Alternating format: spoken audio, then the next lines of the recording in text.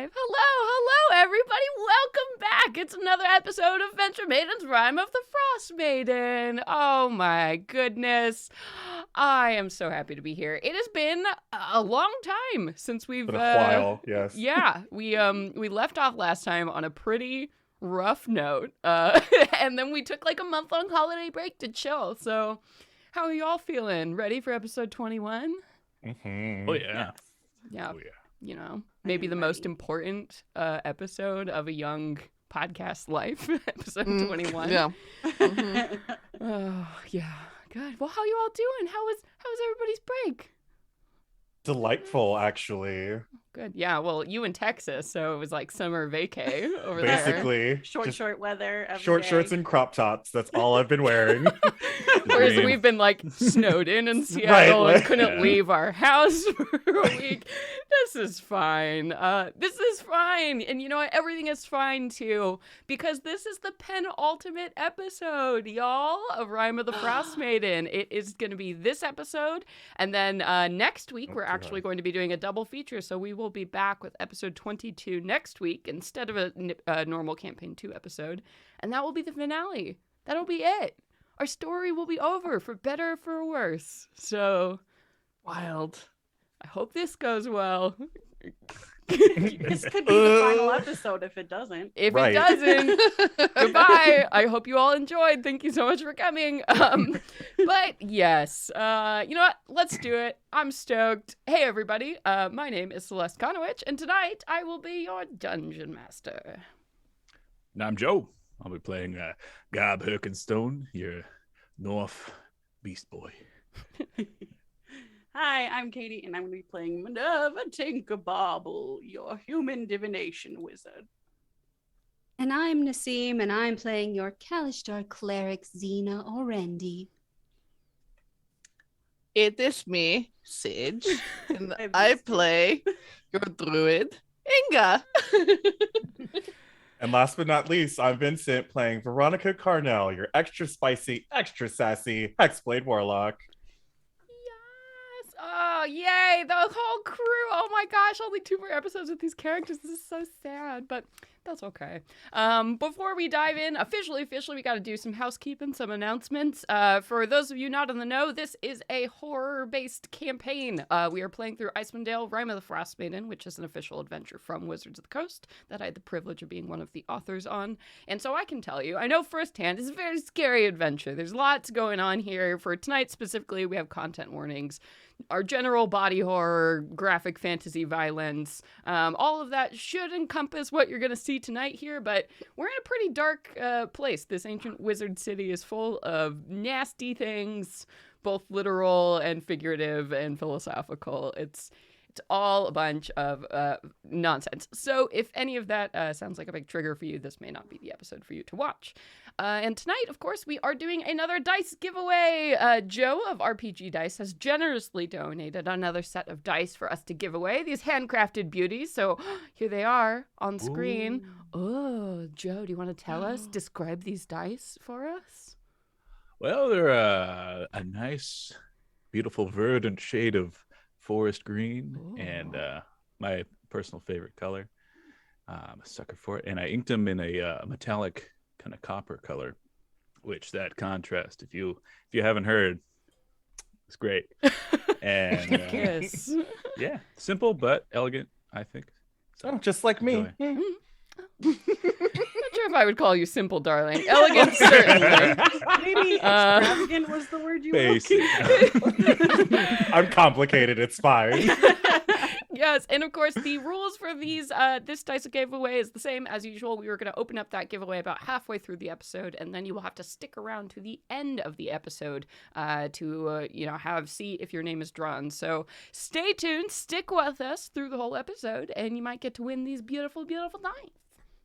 But with that, let's do it. It's been a month, so let's try and recap what happened last time on Rime of the Frostmaiden. So we began. No. Took it away, anyone. Oh, I thought Wow. Celeste, you were doing the recaps because they were going to be faster. Oh, I but guess I can okay. do that. I can do the recap. Okay, you're right. You're right. I will do it. So, last time we began as our party entered the lost city of Ythrin, which is this ancient Netherese city from a wizard culture that has been dead for thousands of years that crashed into this iceberg and now has been like trapped in this giant ice prison. The party is heading there because they are in search of something that can end Arl's eternal winter that has been cast over Icewind Dale. So right at the beginning, they all had basically walked over the ice floe bridge and seen this city for the first time, this necropolis, this dead ancient disk of a city that was just crash landed there. So kind of like if you dropped a frisbee into the middle of some ice and the whole city was built on top of it, this is what they see now stretched out in front of them. And there are tons of buildings and towers and parks, and everything looks the way it should be, basically, except there are no people in this city. So following that, they had gone down the ice floe and entered the city. Very quickly, they had figured out that there were these towers, 8 of these towers that they could see dotted through the city, and each one was inscribed with a different rune of magic, indicating the different schools of magic. So that they looked at that, they're like, cool, we'll probably have to do something with that. The big central spire, where probably all the good like arcane shit is that they're looking for, had been encapsulated in this dome, this force field, basically, that there was no way to get through until they interacted with the towers somehow. So they had gone walking along to the first of these towers that they had seen, and the first one was, let me just double check my notes. So they had started heading towards the first one that they saw was the Tower of Abjuration. But on the way, they noticed that something had noticed them. Something was watching them moving through, like, in between the buildings. And they're like, oh, it's probably fine. And they went into this tower after sacrificing the sanity of one of our undead kobold friends, who basically took the hit of the trap on this tower. They walked inside. They had met a bunch of these magic homunculi called Magin, which are these like magic servants that the Netherese wizards created basically as free labor, bound them forever, forced them to do what they want. Really shit, horrible situation. But they had talked to the Magin who were guarding this strange anvil, and they're like, hey, listen, we don't want any trouble. Like, please just leave and we'll tell you what you want to know. But also don't go in the tower in the center of the city. Also, you should just leave. They wanted no part of anything you were doing. So you looked around, you saw a dead wizard on the floor, you saw the anvil, you're like, whatevs. And you had found an inscription that was written in this tower that said, first, shield thy heart with a wand from the nether oak. And then everybody's like, oh, cool, cool. And then they left the tower, they came outside, and then bam, there was this little flying skull with green gem eyes who was like outside, like, whoa, what's up, guys? Except he couldn't talk. And they were all like super scared because it was totally a demi-lich. But this lich was actually kind of friendly. It seemed to listen and like nodded along and then sped off later. And the lich had confirmed something that you had heard from these Nothics before that you had met, that this demi-lich is Irio Larthus, who was like the archmage who used to rule over all of Netherall. So that was cool, kind of weird, and then the skull flew off, and you're like, all right, bye. And then so you went to the next tower, which was the Tower of Conjuration, where you made your way up the stairs, and then you fought 4 living Big B's hands. You handled that. Ugh. That's the end of that. And then there was a tiny little lighthouse, like figurine in the center of the room that you had touched, and you had been, bam, teleported into this weird extra-dimensional lighthouse space. You had like seen a trapdoor, burst up through it, encountered 3 hags, pinch, pillage, and plunder, who were just real lovely gals, and forced you all to give up memories in exchange for the information. So do you want to go around? You want to tell me about those memories, or I can remind you? Sure. Gob, you were the first one. Yeah. Into the breach. Yeah, Gob, let's see, he gave up he thought it would be a kind of a blessing to give up the memories of being bullied by the older dwarven kids, where he kind of grew up, getting picked on for his gnomish name. Mhm. But yeah, that poofed out and kind of changed who he is fundamentally. Oops. Oops. Eh. It's like changing, defining childhood memories affects us somehow. Yeah, and then Inga, you also gave up something. She gave up the memory of her first and only love in her life, who was the half orc whose spirit traveled with her in the form of the orc stone that was given to her by her secret from our session 0. Yep. So that's gone. You just have this crappy little stone in your pocket. You have no idea why. And then Minnie, you gave up Jingles. Yep, she gave up the memory of the first time she used magic, which was to conjure Jingles. Mm-hmm. Yep. So now, you don't remember Jingles, and you don't like the Find Familiar spell because it's always giving you random stuff, and we'll never see Jingles again. Why is it even in my spellbook right now? Yeah. Why? Because you're a wizard? I don't know. Why? And then Veronica, what did you give up? What big piece of your past?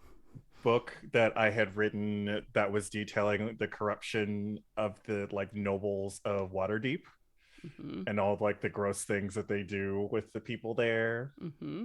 Yeah. So now all of these victims are going to continue to suffer in silence because your expose will never be published. So you doomed a lot of people. I probably would have been murdered anyway, so.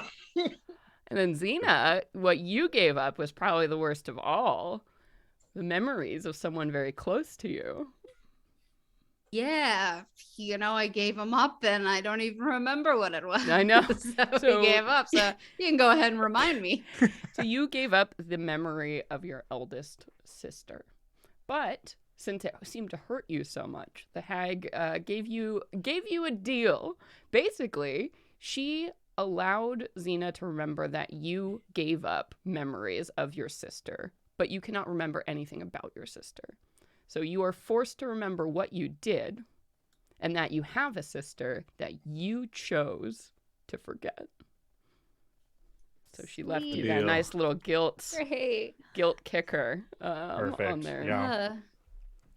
So you all had given up these memories to the hags, and as promised, 1, they didn't kill you. 2, they gave you the next piece of information, which was 2nd, summon a flame in the palm of your hand. And as you had read that inscription, they had basically kicked you out of their domain, and you had found yourselves back standing in that tower. So 2 of these 8 arcane towers have been visited. And all of you now boop back into that room where you encountered the lighthouse. And Velianne, who absolutely did not touch the thing to go with you, is standing there against a wall with her arms crossed and says, "Well?" Were we asleep? No, you touched that thing and you disappeared. It, honestly, quite foolish, but I'm glad you're all right. What happened? But Hags and memories and lots of bad, but we have the next clue, so I guess it's a job well done. All right. Well then, are we still gonna head to the Arboretum? Probably a good idea. Yes, I'm most excited to see what plant life is still living here. Mm-hmm. Yeah, so as a reminder, last time we had talked about visiting the Arboretum. I think y'all got the idea from the first clue, which was first shield thy heart with a wand from the Nether Oak. And the Magin had told you that the only place, Nether Oaks grow in the city is in the Arboretum. Mm-hmm. let's do it. Let's go Let's find get some that plants. wand and what was it again? Shield thy heart or whatever. Let's go, kids. Oh, you kids. All right, so you leave the Tower of Conjuration? Mm-hmm. Mm-hmm. Okay. Veronica is going to go up and gently hug Gob from behind. Oh. Oh, you scared me there for a second. God, this place is fucked, huh? This entire continent is country, whatever. Yeah, it's just been bad since we got here, but at least I'm here with you. Yeah, let's go on a vacation after this. Anywhere warm. Anywhere. Anywhere. Not here. Yeah. So all, I think, feeling a little disheartened. Yeah, you exit the tower, before whatever magic is going to, like, reset, because, most of these towers have had some kind of enchantment or trap so far from the 2 you've experienced. So as you step back out onto the streets of this city of Ythrin, again, it's still empty, still silent. All the strange, tall, very, like, weird curved buildings. It's like being in a sci-fi movie, walking around. Nothing looks like it quite has the geometry of modern cities, and it's all just so quiet with the ice up above you, just dampening any sound. So every step you take as you move through the empty street seems to ring in your ears, and you move past block and block of these strange buildings until you see a very large glass half dome that just, like, is in the middle of this plaza. And the dome itself, it's big, so I mean, easily the size of any kind of large conservatory or something that you've seen before. So this impressive thing stands up before you, and you can see that there is a set of, like, golden double doors that lead inside, but you can't really see what is in the glass. There's some, like, a smoky tinted quality to it that prevents you from seeing what's actually inside the glass dome. I kind of want to take a peek, see if I can, if there are any, like, light sources in there, or maybe like a dim shape moving around. I kind of want to just, stick my nose up to the glass, and you want to press your eyes up to the glass. Mouth open, tongue hanging out. All right, go ahead and give me a perception check. And as you're, getting closer to the glass, Professor Scant pops out of Velian's bag and says, "Oh boy, we're going to the Arboretum. This is so very exciting. I've actually never seen any of the native species that were grown in the Netherlands." Gets wrapped in a scarf once again. Yeah, Gob actually got a natural 20 plus geez. 4. Okay.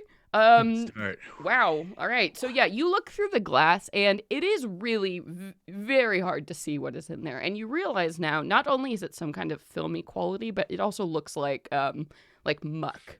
Like maybe algae has grown, like, on the inside, kind of coating and obscuring your view here. But you can make out inside, it looks like there is a bunch of greenery. So, like, overgrown trees and branches and bushes that have just grown unchecked, forming this kind of tangled mass on the inside. And it looks like there are lots of tall things in there that could be trees.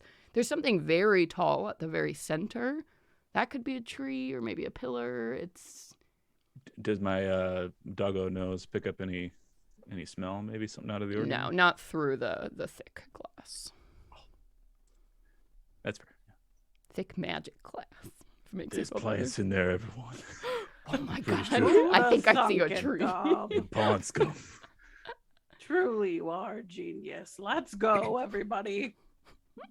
This amount of greenery underground is amazing regardless. So if this is the only place that the nether oak can grow, will any of us be able to identify it? Well, they did say we'd know it when we saw it. So I gotta assume it'll be impressive in some way, or at the very least, the largest thing in here. I guess we'll know when we know. You know? Okay. I'll push open is it double doors, you said? Yeah. Something like that? Yeah. Give it a shoulder. Does it open easy? Yeah, it does. It actually swings.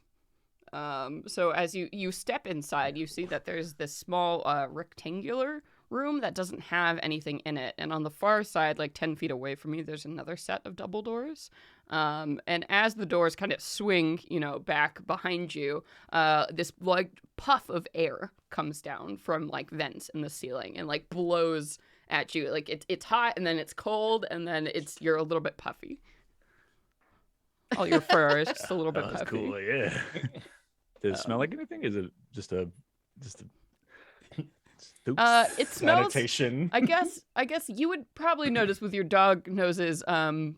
It almost like blew off some of the stink from you. Like Aw. you smell cleaner than you did before. That sucks. So whatever the air did, it got rid of some of that maybe outside. You have no idea. I don't think Gob would understand like something like a sanitizing No, magic burst thing. Yeah. So you see, you all see Gob disappear, and then like poof, as the doors swing closed. You gonna get poofed on? I try to shout through the. Got it. Don. Yeah, it's not the worst thing that's happened, so Veronica will walk through. Very tame Onwards. compared to everything else. Yeah. Cool. Yeah. So you all filter in. And you can see a canopy of golden leaves crowns the trees inside this this dome that is slightly sunken. You now realize as you step down onto the ground. The trees grow in stark contrast to their bleak surroundings, their branches swaying even though the air is deathly still. So in front of you, this grove of trees, and they look like they're just sprouted out of concrete, if you had to guess here. So there's no like dirt. As you step down, you're stepping on just concrete, and you can see that there are grates in the floor where maybe like water filters down or comes out. But it's very odd how these trees are growing. So you can see a bunch of them all around you here. You can see up at the very top of the room, like some gray vapor is being blown into the room. So it's almost like fog, but it's just clinging to the domed walls of this place here. And you can see just through the vapor that the ceiling, so the inside of this glass shell, looks like a sky, like a starry sky, but then it kind of like flickers and blacks out and then looks like storm clouds, and then it kind of flickers again and like goes like bright blue and then changes back to the to like the starry sky, and it kind of cycles through these like weird jarring images. Does it seem like it's like an illusion, or is it like can we tell that it's fake besides the flickering thing? Yeah, I Does mean, it you're seem not like sure. real? To your eye, it would look like if somebody had like a projector of like nature scenes, Oh, like okay. you know, kind of that they've put up on the wall, desktop background, basically. That Show. Cool. is clearly fucked because it just keeps like flickering on and off. Yeah. And Is so the- Eagle. Is the grove of trees like, can we see through it, or are they like very tightly packed together? Like, is it a dense yeah, cluster? they're pretty tight. So you're standing on like what's clearly like a pathway that's meant to like wind through. So this looks very much like in zoos where they have those big clusters of trees artfully placed to lead you like from path to path, and you can see that there are little benches at places, little like trash cans, little like placards, all in this ancient language, Laros, that indicates, oh, this tree must be of this species of some kind. So standing on the path as you are, you can easily wind to the left, to the right, and lead you deeper into this dome. Into Like, you- just standing there at the entrance, is there like any tree that's just like fucking ginormous, towering over everything, or? You can see that probably like in the center point, there does look like the edges, like the branches of a black tree poke up into the like gray mist of the ceiling. You can't see the trunk of the tree directly, but clearly that tree in the center, I mean, it's tall. It's taller than any of the others. What's the temperature like in here? It's balmy, and that mist is keeping everything kind of damp. So, like a greenhouse. You feel like you're in a greenhouse. It's better than a frozen tundra that we've been That is rifling true. through. Though the whole It's city. not gonna feel great when we go back out into the freezing cold, slightly damp. So, not Yeah, that's looking gonna forward suck. to that. Hey, Inga, do you know about like trees and junk? I do tend to know about trees, but the ones that grow here are unfamiliar. She's looking at everything with like absolute disgust on her face. How manicured everything is, and how nature's being made to be kept in check and to be pleasant for people to enjoy. And she's just like, and the fact that we're not walking on dirt, she's just like horrified. Just pearls clenched the whole time. They Like, they took all the dirt out of nature. What kind of barbarians do that? Fascinating. We'll bust some windows later. Yeah. Well, Do you? children, I mean- we gotta hustle here. Yeah. Let's go into the center where those branches are coming. They look blackened and just, I don't know, wrong. Let's go find out. So as we're walking, Veronica's going to use her ghostly gaze ability. Ooh, what's that do? Once per short rest as an action, you gain the ability to see through solid objects with dark vision to a range of 30 feet for 1 minute. Oh shit. Okay. So nothing can just sneak up on us through the trees. Got it. Yeah. So you do your eyes go like? Do they change color, or does anything weird happen? Oh yeah, they get like a solid purple and sparkly color, almost like looking at the night sky above. Ooh, I that love changes when she to the does blue that. screen, and then Right. to storm clouds. So yeah, so your eyes shift, and as they do, you can see through the trunks of these trees, and it is a little bit difficult. You notice like there is an element of magic that circulates even through each and every one of these trees. They are not creatures per se, but something about them carries magic in a way that normal trees don't. But you're able to see through them still. It just looks a bit shadowy towards the center of this room. And you don't see anything moving or anything that would alarm you as you all are getting closer. So with your magic activated and you all, as you kind of round that corner safely and there's nothing there, you see that in the very center of the arboretum is the thickest tree you've ever seen. It's like this tree has just grown outwards as far as it could go. So this thing is maybe like a radius of like 15 feet, so about 30 feet wide. It's big.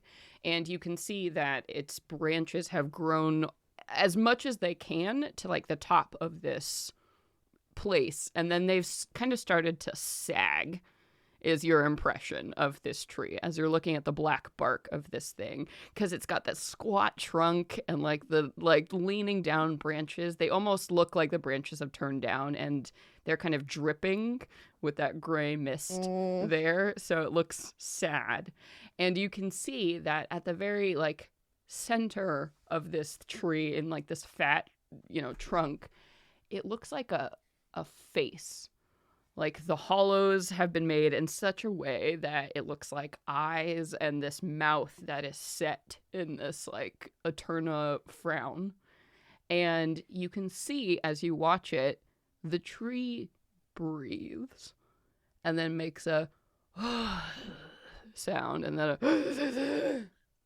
a sound, and it kind of smacks its lips and then shifts a little and then keeps going back to sleep. Just around the river bend, like Yeah. Grandmother Willow. right. That sounded It was like super Pocahontas vibes. Oh god, this tree is probably not gonna speak common, but Inga is like running galloping towards this tree face because she has to know more, and she's like reaches out towards Goblin. It's like, Scant, give me Dr. Ball. Oh yeah. Who's got the ball? Who got the ball? Oh, Uh, Velian will throw the ball, and Yeah. out of the scarf. Pokeball, go! It's me, Professor Scant! He yells very loudly. So God.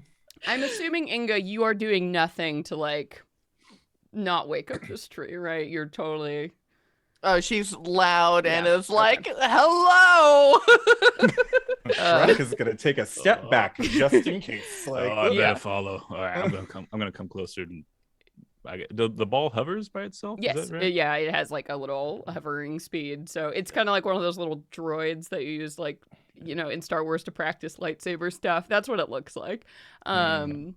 So Professor Scant screams hello, and Inga is charging over to this tree, and the face goes and just its eyes open up, and these black hollows where the two eyes are kind of start to glow a little bit red. That gives you the impression of pupils moving around in the black hollows. It's very Cool. weird. And the tree, its mouth splits open wide, and this drool of black sap kind of runs down from its chin onto the ground. And it looks at you, Inga, because you've just run in front of it, and it purses its tree lips and sort of stares at you. You She woke up, turns- Mom. She turns to Professor Scant and says, "You will probably need to translate, I think." And then she's going to turn back to this tree and she's going to say, "Hello, my name is Inga. I am a worshiper of the land, and I have come here with a request to draw a wand from you in order to save the nature above this cavern." The tree pauses and doesn't say anything for a while, and Scant's like, "It's not saying anything. I don't know how to translate." Before the tree looks at the ball and looks at you and says in common, and you can all hear it, it's like, "It has been a long time, young mage. Are you all back?" I am not of the Netherese. This has been here for thousands of years in our mortal time. The last of the Netherese have died since then. Died. Then what are you doing in their city? Are you here to plunder? And its eyes kind of grow wide at that. We are here in search of a magical artifact in order to tame the will of a god who is wreaking havoc in the frozen tundra above us. She has thrown the balance of nature into chaos for her petty despair. You would stop a petty and cruel god? And its eyes kind of grow wider. Still, as it looks at you. Why don't you go ahead and give me an insight check? Big tree, realness, go. Let's see here. That is, oh my god, where's the insight skill? There it is. 15. Okay. The tree isn't responding quite how... There's something wrong with the way it's flabbergasted by what you're saying, but you don't think in the way... in a way that you quite get. The tree seems disappointed almost that you're not here to plunder, or that you want to stop a evil We can god. plunder. And the tree says, "You wish a wand from me to stop an evil god?" Yes, I'm sorry, but I am not understanding. Does this disappoint you? And you all hear the like a screeching sound as the top branches like of this thing have kind of started to quiver and like scratch against the inside of the glass as it moves, and the tree twists its body away from Inga. It remains rooted, but like turns almost like a corkscrew to look at the rest of you. And you all would do the same? You will not plunder or murder? Oh, yes, we're here with her. We're a group. Ma'am? Madam? I cannot allow such goodness to subsist. And the tree starts creaking and cracking as you see like a root pops out and like in a spray of concrete on one side and another another spray of concrete as this tree is working very hard to free itself. It seems upset that you're not here to do evil and murder and plunder, and it can't allow it. We can plunder. We can plunder. So this tree, I will say, it will take at least a round for this tree to even fucking free itself because it's buried in concrete and it weighs like 10 tons. You want to see some plundering, Veronica? Use that axe the way it was intended and get us a fucking wand. Easy peasy. Can I burn it down afterward, Inga? Inga's just looks shocked and has no idea what to do in this. Like in this Professor situation. Scant is like, oh dear, it must have been infused with evil magic. Oh, maybe that's why they call it a nether oak. He yells over like the chaos of like cracking and as this tree is like starting now. You see one like tree trunk sized leg is now sticking up and it's like shaking off. Minnie is backing the fuck up. She's like, let me just step back as far as I can. So Gob has had like, one thing on his mind during the whole conversation is like, we're gonna get a stick from this thing. I'm gonna get a stick. Oh my god, I'm gonna get a stick. It's gonna be the best stick. The best stick ever, guys. So you're looking at its like branches and stuff while everyone was talking. Oh yeah. Would there be like a likely candidate somewhere that? Yeah, definitely. You could get probably.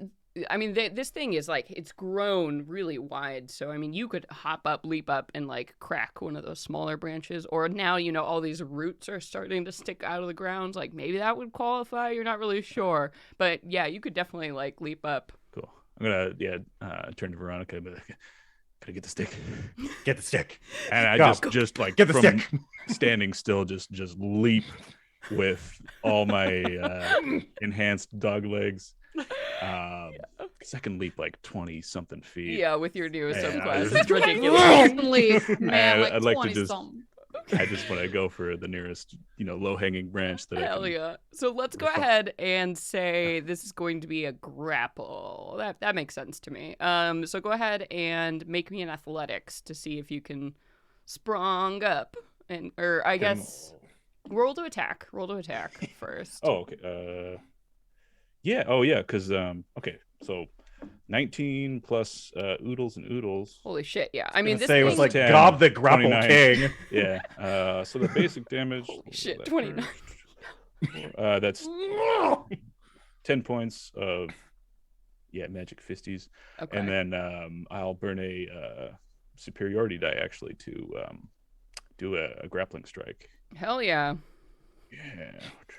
It's been a while. Let's see. Oh yeah. Superiority die, and then grapple as a bonus action, and then I get to add the die to my athletics check. Hell yeah. Let's do it. That's a natural 20, of course. Of course. Get the stick. Gob the Grapple King. Get the So stick. that's 33 is. If there was one thing I Amazing. was born to do, it was this. So I will say, yeah. So I will say with that, you reach up with all of your might, bringing your like fist down on this branch to like break it, a good sized branch that you have leapt up and gotten. And since you're grappling on it, you bite at it And so, and you've already like done the damage here. So as you are grappled on, your full body weight lands now on the branch that you've already damaged. And so, with a very satisfying crack, you fall down below with this branch with you as well. So I'll give you some 20 feet. 8 damage as you fall, but boy, you have a great stick. Like it's like 4 feet of gnarled black wood that you have, and the tree is going,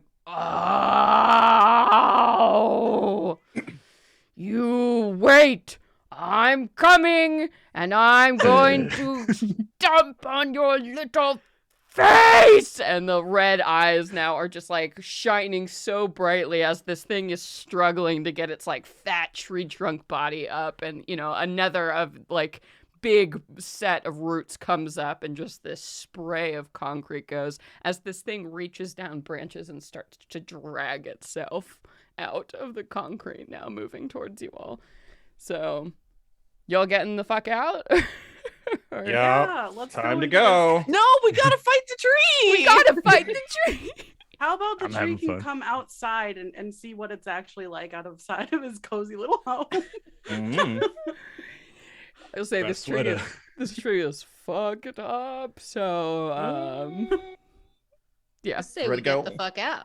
Everybody run. Veronica's already going. Like, come on, kids. I'm gone. Alright. Yeah. Break a window before we go. Fuck 'em up.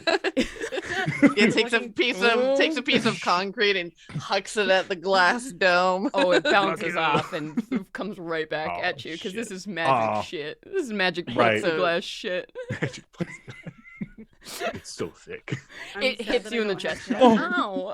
As you're Oh. running the hell out, and the tree is Feeling just, really dejected. yeah, just roaring, and you see like as more roots are starting to pop up here, other trees in this place are just being ripped asunder as this thing, now that it's gotten like, you see its 2 legs that have come out of this thing, it's crouching and just barreling towards you, trying to like get at you as you pass through the doors.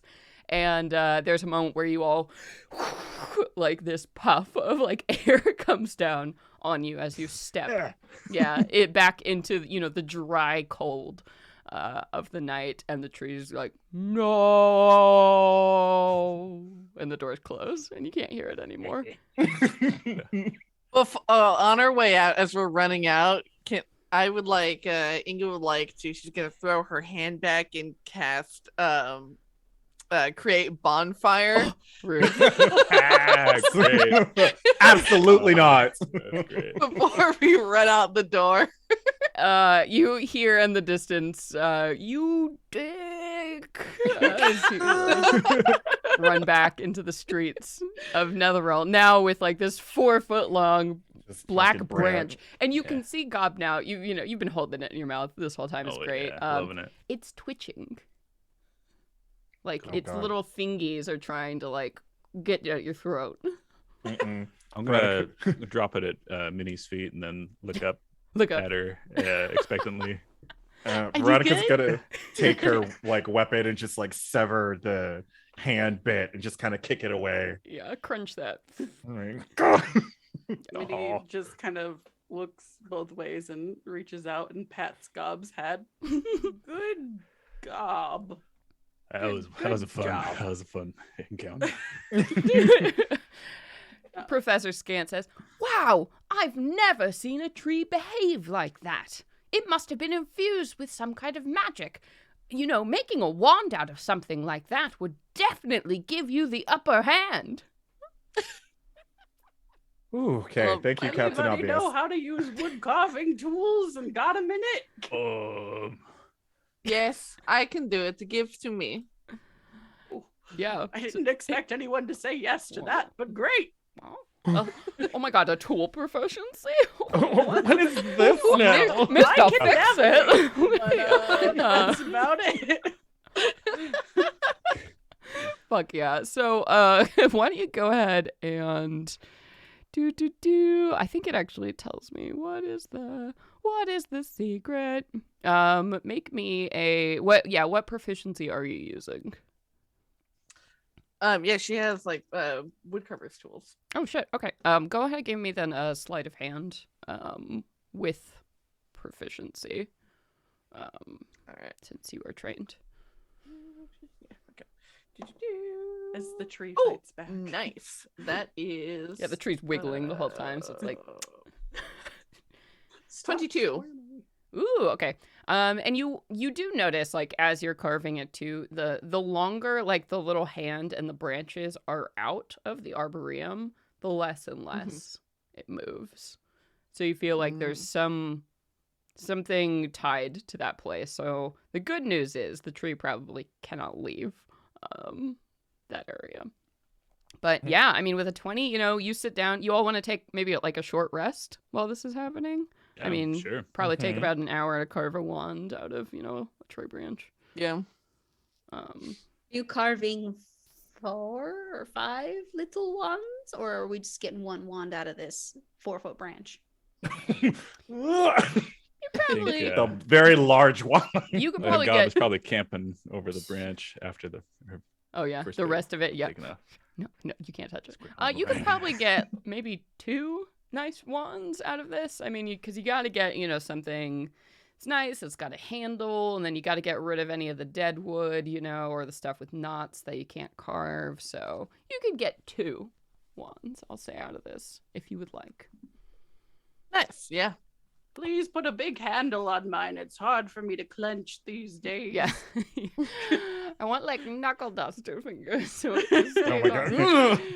god. Hell yeah. Easy Right? grip. Easy grip wand. Oh. Exceptional. So yeah, if you all want to spend any hit dice or if you get anything back on a short Yes. rest, by all means do so. All the things.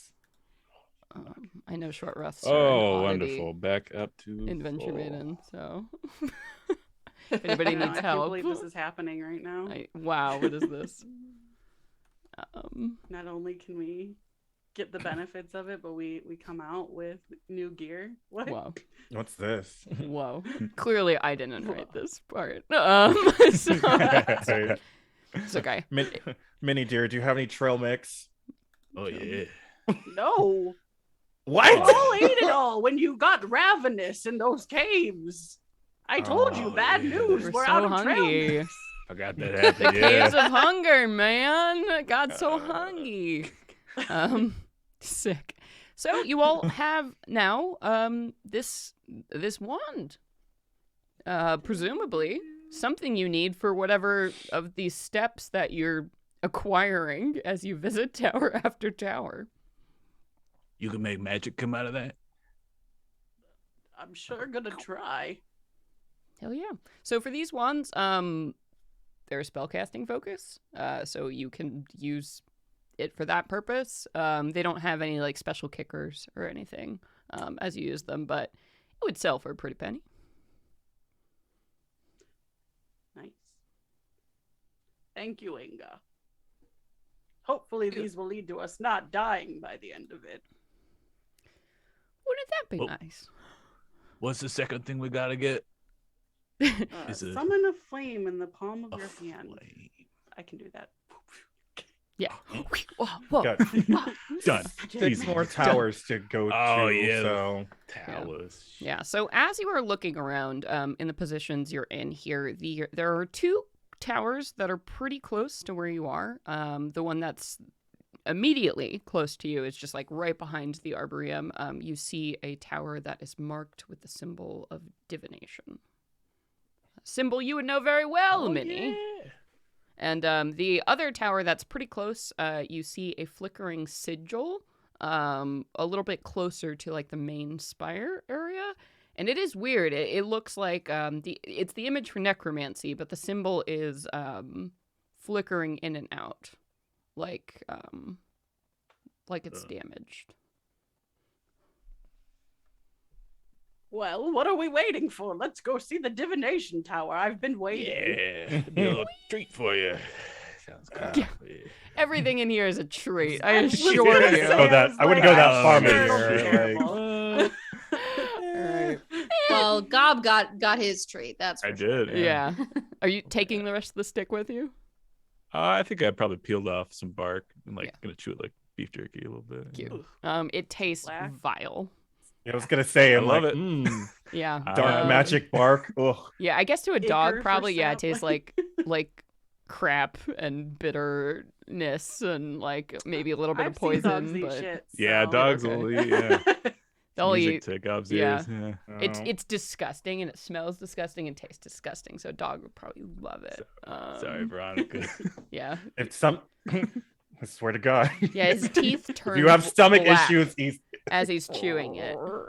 Yeah. Whatever the hell Not this is made of. Vile, magic. bad tree infused with bad magic. It's my focus. So you as a fighter.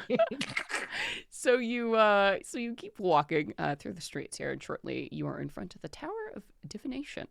The walls of this thin tower are etched with intricate designs of hands and eyes. Silver light flickers from a high window above which a large carved eye animates and blinks. You see that part of the tower's roof is missing.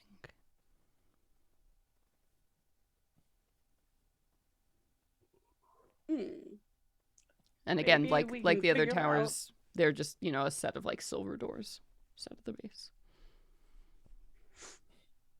Maybe we can figure out how to get through the hole in the roof rather than bother with this door. It's trapped like the other one. They probably all are, realistically. We could try sending another cobalt. I can fly. Oh yeah. Like you can just And fucking fly. Here I'll we just go. float on up. Well, Maybe you do just- have to use your channel divinity, right, to do that? I don't- Yes. Oh. Well, You'll no, need to- actually, I don't. Oh, It's what? just it's a bonus action, and I have a few of those to do steps of the night. Bonus action in dim light or darkness, I can magically give myself a flying speed equal to my walking speed. Jesus fucking Christ. Fly Stupid. And you like can just Clara. you can just do that? How many times per day?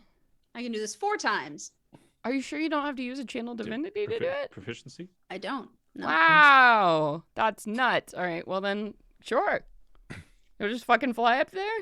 Yep. Rope. Yellow. So you do. You shoot up into the air. Anything happens? Sparkles, like phase, Rainbow Bridge. I think like a sort of mist surrounds her. Ooh, That lifts her up. Yeah. neat. Yeah. So you rise swiftly up to the level of this, the hole in this roof here, and you have this great view of the city from this vantage point, similar to the one you had before. You can actually see now that tower that had the necromancy symbol, it looks like the tower has like crumbled or like been ruined. So like the symbol itself is just floating above this like massive pile of debris, which is kind of interesting. It'll be easier to get into. And so you note that before, swinging back to the hole in the ceiling here. And as you're looking, you see large gashes in the roof allow you to see the dark icicle festooned roof. Oh, wait. Am I reading the right thing? Festoon. What? Yeah, okay. Icicle festooned roof of the great ice cavern beyond. So it looks like the top room of this tower is filled with ice that coats the walls, almost like glass on the inside. And you can see that there is a pillar, like a stone pillar in the center of this room, and there's some kind of like large glass orb. So that's what you can see from your vantage point looking down into this like big crystal cavern room. Mm-hmm. The room looks frozen over. There is some sort of large orb inside. Should I descend into it? Into the orb. Into the room. Oh. It does look like in the room there is a point where stairs would enter. So theoretically you could go in, walk down the stairs, and open the door. Let me bring you all in. So we'll go down. We'll descend into it first. Yep. Go down to the door and open it up for them. Yeah, and there's no other creatures. There doesn't seem to be anything else going in the door, and the door opens easily. All clear. And you Well, getting didn't zapped. blow up, so Hmm. always a good sign. He squints her eyes and she like sticks a toe through the door. You pass through. Seems fine. Let's go see that orb. Hell Then yeah! he's running like what? Orbs Like, are my wait, jam! hold on. Yes. Once we return to the room with the orb, I will also like to. I mean, I guess we know it's divination, so never mind. I was gonna turn on magic, but that seems kind of pointless. Yeah, I will say, looking at the orb, it looks magic as hell. Let me break this down for you. So, as you get up into this like crystal cavern, and you can see now too that the sheets of ice, they are grown flat and they're highly reflective. So it's like this entire room is coated in mirrors, which is very creepy now that you're like looking at it, and all of you are standing there and seeing yourselves reflected all over the place 100 times into infinity. It's very jarring. Luckily, there's the hole in the ceiling, which kind of helps, like, you know, gives oh shit. But the orb. So, and this orb, it's 3 feet in diameter, so it's not insignificant. It's like a beach ball sized thing sitting on the stone plinth. And you can see that this 3-foot diameter glass orb sitting on atop a 2-foot high cylindrical stone plinth in the center of the 30-foot diameter rubble strewn chamber. Jesus Christ. Eyeballs drift inside the orb like fish in a bowl. Some have cataracts, others are bloodshot or pus filled, but as you approach, all of them turn to look at you.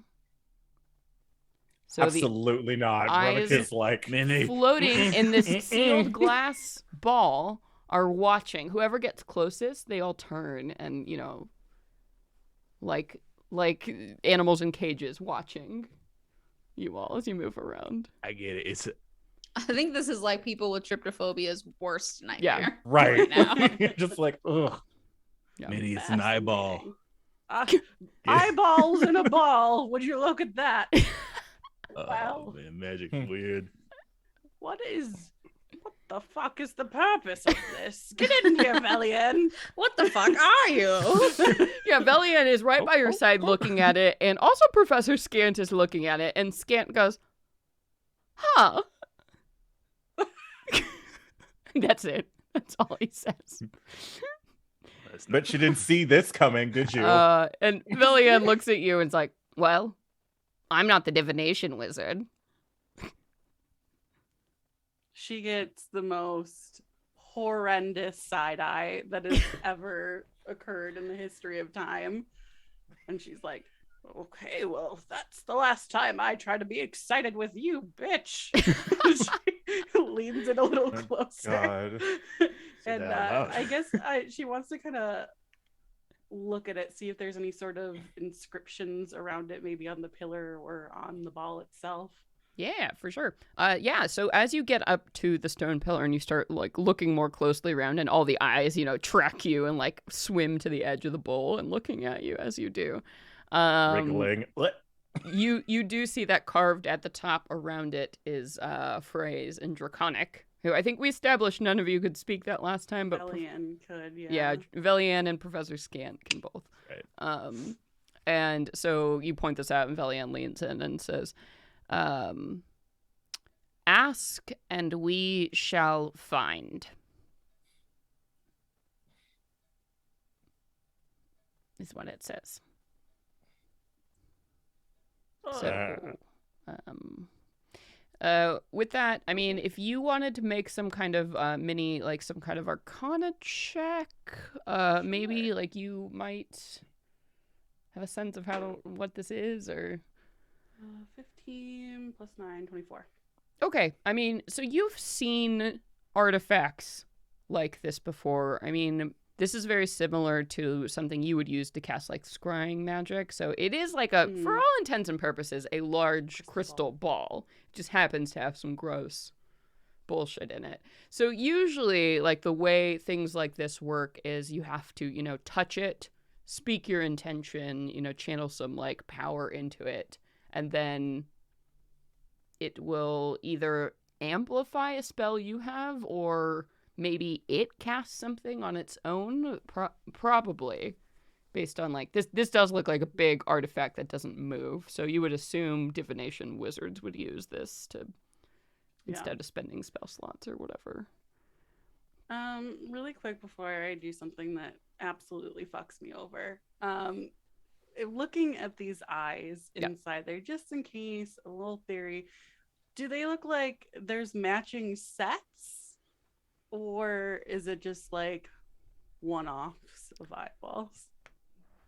As you're looking at them, you can see most of them look like they're single eyes floating in here, but you can tell they're all from different creatures. Some are bigger, there's different colors, like some seem to have like different afflictions with them.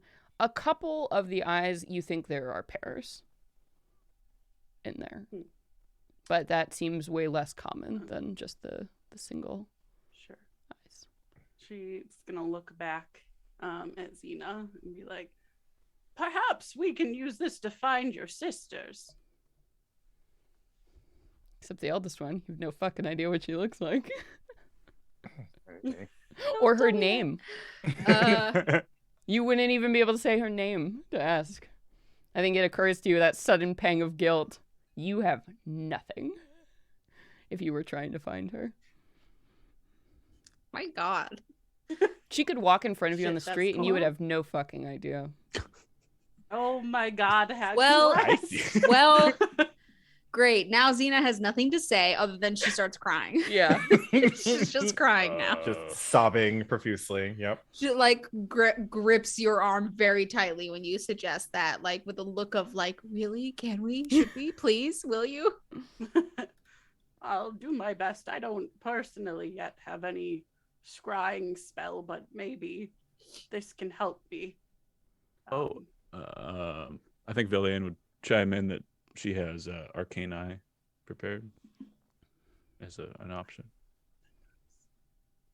I only have, I think, Mind Spike right now for Divination, which I don't think is what we want. What does Arcane Eye do again? It just creates an eyeball, or Yeah, floating basically you can sensor. use it to look around. Primo for dungeon dives. Gotcha. Well, perhaps let's first see if this has a stored in it. Well, if you could just tell me all that you can about one of your sisters, maybe I can see if I can get anything to work here. And she just like starts stretching and cracking all of her bones. It's an alarming amount of noise. She is not okay. Ooh, that body hurts. Well, I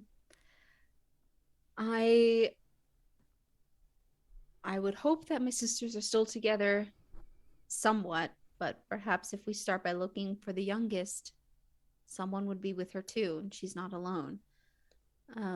My youngest sister, her name is Sarah, and she would always be fighting with everyone else, trying to prove how big she was.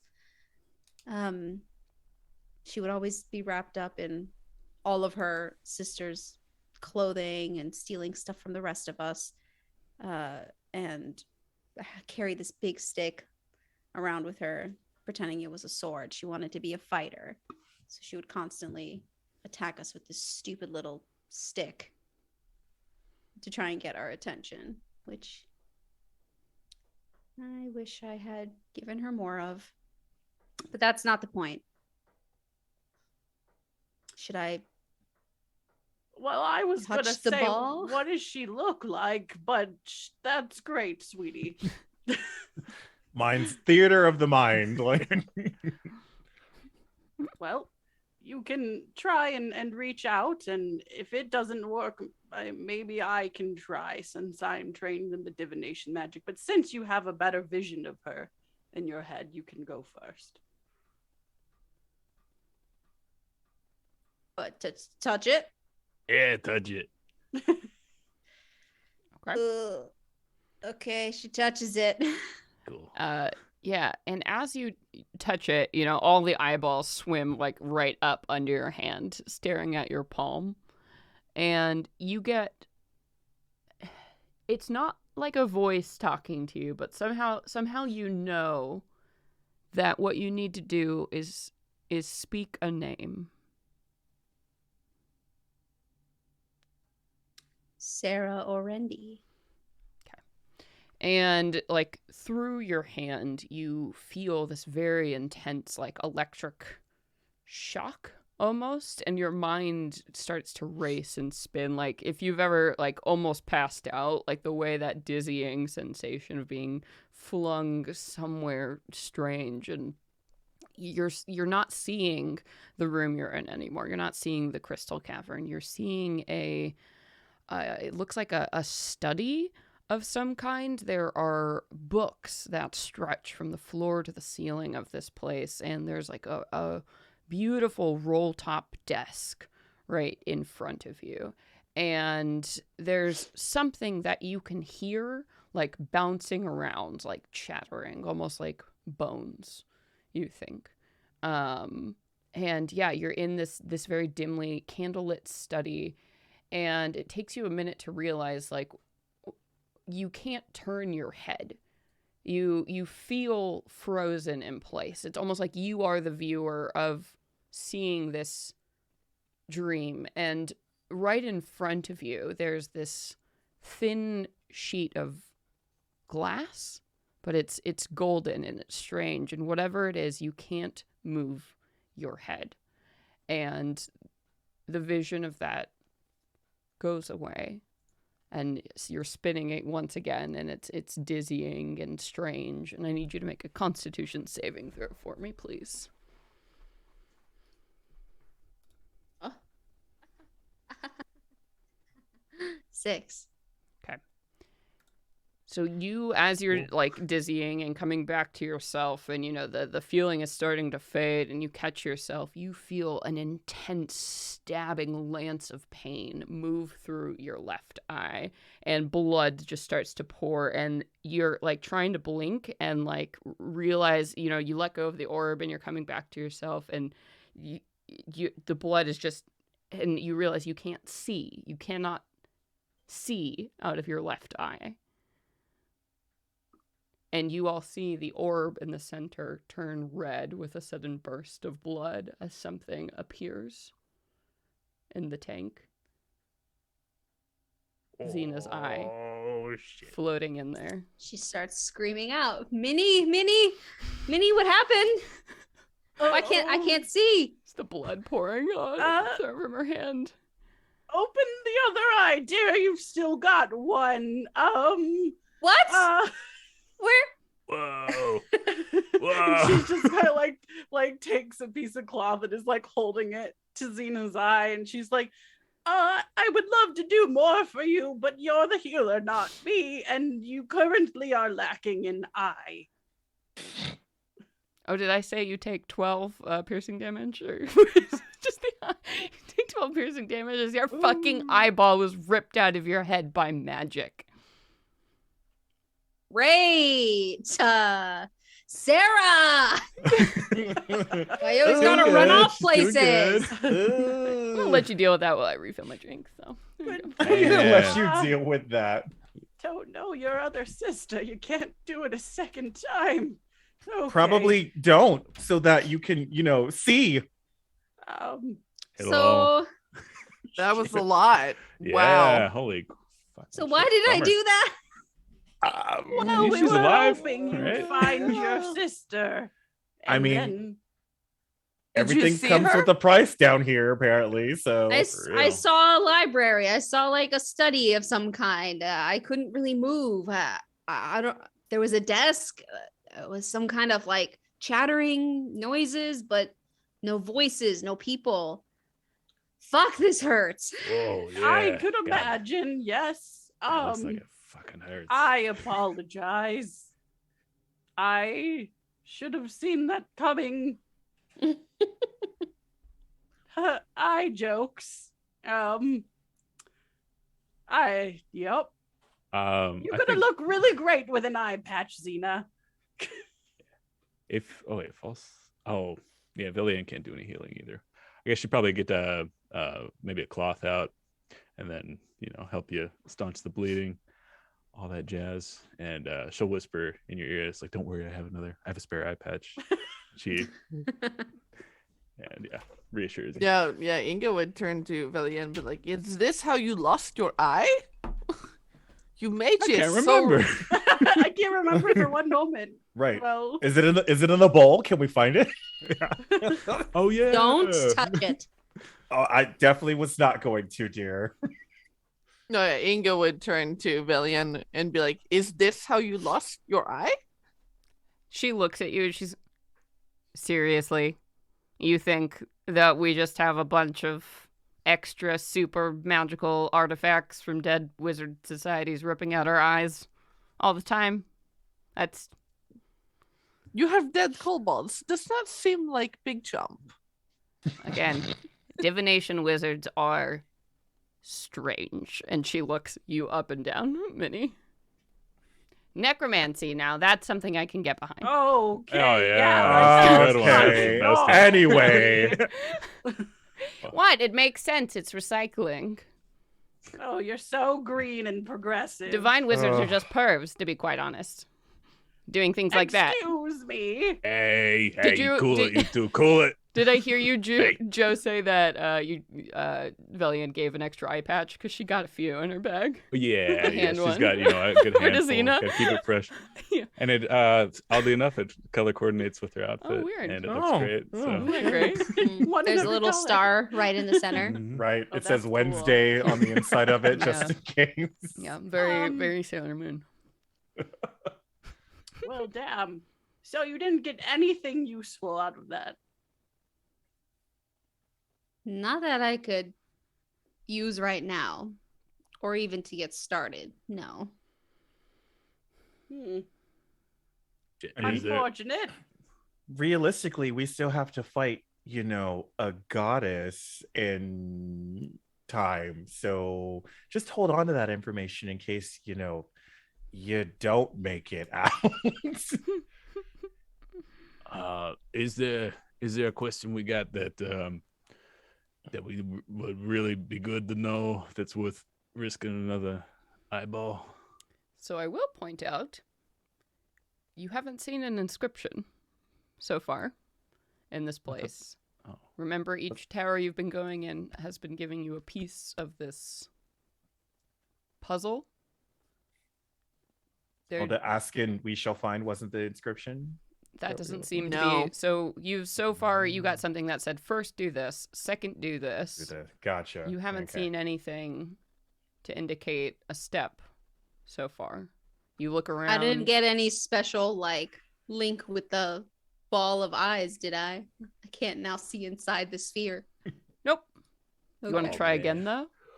Oh, No but thanks. No. Well, if we gotta ask, if we So, gotta do it There again, are I some do- sets in the ball. Maybe we can increase that number. No, we Mm-mm. shan't. So, I Minnie, you have do the feel- strong feeling that people tried, didn't understand what was happening, lost one eye, and then settled their Tried again. bets. Fucking wow. idiots. yeah. Okay, Yeah. well, if we have to do this again, that is my fucking fault. I'll do it. I specifically, did we need a name, or can I ask for the third clue instruction? So, Xena, you would have gotten the sense that you had to either say a name of a creature or a specific object. So with the object, you could probably, the inscription that goes in the divination tower or whatever. Basically, as long I as know it's it's- specific, yeah. Yeah, I know that it is asking for something specific. So if you know exactly the thing you are asking for, then you should. Minnie, you're brave, but you should let me take it. Your eyes are already real bad, And you should keep What both of about them. my eyes? This one's like almost clouded over. Something of note is that so far all of the inscriptions have been written in Draconic. If someone looks upon it who perhaps does not speak or understand Draconic, it will be nonsense to them. How about before Valiant we do crosses that, her arms real hard in a gesture of no, thank you. Absolutely She not. has one eye and All it is right, glaring hard at you. Before, And Professor Skin's Oh. like, well, I would be delighted to experience such a thing. Alas, I have no eyes. before we proceed, weren't all the inscriptions written on the walls? Yeah, they were written on the walls or the ceiling. And this Oh, whole place iced is over. covered in ice, right? Yeah, except for the big ol' fucking Oh. hole in the ceiling. Well, time to get to work smashing all this down. Or melting. Pick a corner, Minnie. I I'll gotta- take this one. I got a question out of character. Villian has comprehend languages, Hmm. which would let a character understand the language, but you have to touch the surface. But I don't know if you'd be flexible for a divination thing. Yeah, I'd A let you. mental connection. I'd let you do that for like scrying because I feel like it's like experience. Yeah, it's I a would let divination you. spell too. That's a good idea. I would let you do that. Yeah, I'll say that Villian chimes in with that. So what do you think, y'all? Yeah. I mean, maybe if you really, really want to, but I think I could stand up to that tough magic. Hold on to my balls. Well, at least if we are going to try that again. You really don't want to try looking under all this ice before you potentially let go of an eyeball? No, I'll hang out, I guess. Fine. we can just- do Sit we down can by do the orb. both. Like And if you do it, at least now we know what to prepare for, and we can try to see what we can do to like enhance you in some ways and maybe fight against the magic. Okay. Let's Well- smash some shit then, yeah. Firebolt! Ooh, as we start trying to defrost this room, this feels like a good time to open up our dice giveaway. Yay! So Mhm. we are giving away a set of handcrafted dice made by the wonderful Joe of RPG Dice. So you can see them there on the screen. Ooh, look at these gorgeous forest green and copper dice. So the rules for entry: we are going to give you a word. You have to type it into the chat exactly in that phrase, and then at the very end of the show, we are going to be pulling that winner. So you got to stick around for the whole episode. So don't enter if you know you're not going to be sticking around. So Sage, what is the keyword? Exclamation point jolly, because they're like a wonderful Jolly Rancher green. Oh, Like, definitely look like candies. yes, forbidden candy. Yeah, okay. Great. So we are, that is open now. So, again, stick around to the end of the episode. We are going to be playing till 9:30 Pacific tonight, so 12:30 p.m. Eastern, in preparation for our finale. So this feels like a good time too, now that we've opened that up, to take a short 5-minute break. So we're going to be back right at 8 p.m. Pacific, or on the hour for all time zones. So we're going to take that little break, and we're going to be right back and see how this defrosting goes. All right, everybody, we'll see you in a little bit. Bye-bye.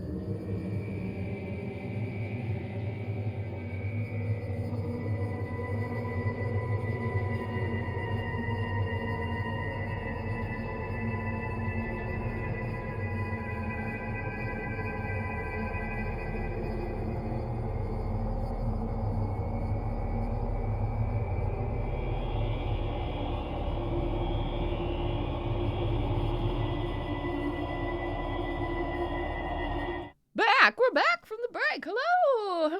Hello, everybody. Welcome back. Oh, boy. Are you all enjoying your time in the city of Guthrin? I am. Great.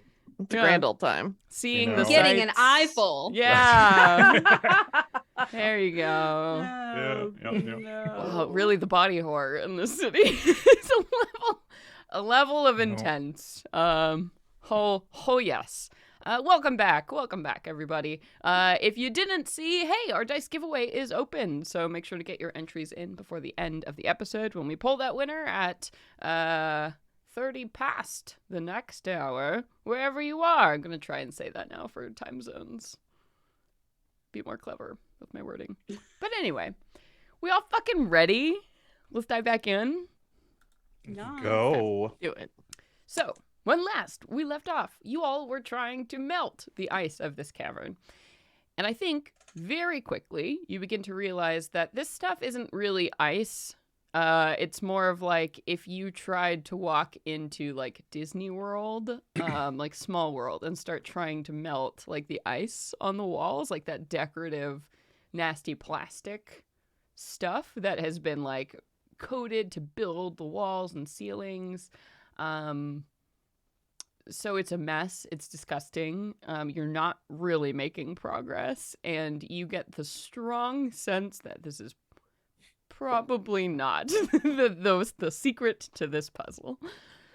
After a very Veronica- stinky 10 minutes. Oh, Veronica would just be in her own corner, like giant magical maul in hand, just like slamming away at the walls. And you're like It's chipping cathartic. off, fake pieces of basically it's like plastic. You know what? The Hmm. Netherese Empire invented plastic. That's how evil they are. Plexiglass. Ooh, that's rough, yeah. Yeah. It's all like plexiglass. Yeah, it's kind of itchy. Maybe a little Oh, fiberglass gross. in there too. Oh shit. You should see all the Mm. single-use no. plastics that are in the main all- tower. Oh my They god. loved takeout containers. Those fucking There is- Oh my monsters. god. As we're like chipping through the plastic, there are just pockets of aerosol that just Yeah. emit. From somewhere, asbestos is just like spewing out. And you're like, how? Hmm. Not asbestos. Mm. Well, my back stuff. hurts Magic. from all this fire and My poop. back hurts. So let's try to make your eyeball not hurt and be successful, shall we? All right, am I gonna do it? You seem to want to, so Yeah, I don't know why, but Valiant's I like, don't if really he's thi- volunteering, you should let him do it. I got it. I mean, we literally watched an entire creature blow its way out of his chest. I don't think an eyeball is going to be too. Oh yeah. What? How did you not? That Remember? time. Okay. Just don't remember the time that you Oh, literally okay. died. Like, And then He was regenerated dead. And then- because you're a weregob. No. To be yeah. fair, he was dead at the time. very fair. I'm just About glad our 6 little seconds. weregoober came back. Yeah. Me too. So, Me too. does anybody have anything that makes Gob better at literally anything? Because I Yeah. don't have anything like that. Juice me. Inga cast guidance. All right. And Villian will do comprehend languages. Cool. Yeah, tapped on the shoulder, that sort of thing. I can Anyone- also bless you. Sure. Okay. Veronica will cast protection from good and evil. A kiss on the cheek. All the buff. Yeah, just tender kiss. Oh. It's I'm advantage, just right? here Yeah. to supervise. Let me I'm not going to do anything because I That's can't. right. You just think it'll look pretty. I'm gonna see if Alright. protection is gonna give you anything real quick for this.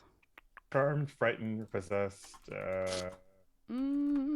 Evil. Oh, it's evil and good, not good and evil. What?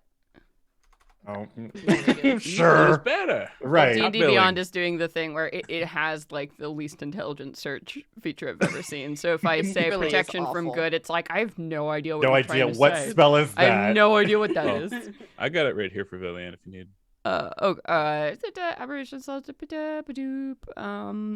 no. So you will not get the advantages of this, unfortunately. But you feel better. There you You go. feel better. All right. Um, I'm gonna ask what the inscription is for this tower. What Yeah, what the All right. Yeah, grab the divination- thing. Okay. Show me the inscription for Okay. this tower. You sound like Arnold Schwarzenegger. It's hilarious. Right. Guys, I love The it. chopper. Tower. All right. So you experience a very similar sensation to Xena's as you're spinning and the world gets dizzy and your vision is thrown out of focus. And you see that you are standing amidst an observatory. Oh, I guess you wouldn't know what that means, but you're in a building that has a large domed, like golden domed, embellished ceiling, and there's this giant mechanical instrument in the center of the room, like a scope of some kind that sticks out of this roof. And you can see that sitting at this telescope in a pedestal is someone wearing like a robe. Like you've seen wizards wear robes. It's, kind of purple and it's got a lot of designs and shit on it, but it's kind of faded and stained. Yeah. But it doesn't look like a normal wizard. It looks like a big frog, I think is the closest Gob would have seen. Like a bullfrog that is wearing a human-sized bullfrog sitting in this wizard robe looking at this machine that's pointed up towards the sky, which you can't see. And the camera kind of turns around because you're looking from, the viewpoint of you in this thing. And you can see there is a piece of rock that you actually identify as a piece of the ceiling from the tower you were in. You realize that has been moved and like shoved into one corner of whatever this room is. And Tricky. Yeah, the camera like zooms in here. And you can see, the draconic inscription on it that as the comprehend languages kicks in, the letters move around and transform into common so you can read them. And it says... let me make sure I get you the right thing. It says... Oh, crap. Oh, my notes. Hang on. Yes, okay. Frog wizard. Third, a burnt palm loosens the tongue. Shed a secret about yourself for all to hear. Cool. And is it happening in a flash, or is it like I'm freaking out on the orb while? No, this all happens in a flash. To you, it feels like it takes a while, but to everyone else, it's a second. Okay. And as you see that and you read it, you commit it to memory, everything starts to go hazy and dizzy again, and it all is strange. And then you do make that Constitution saving throw for me. So you have the D4 from Bless, and then a D4 from Guidance. Come on.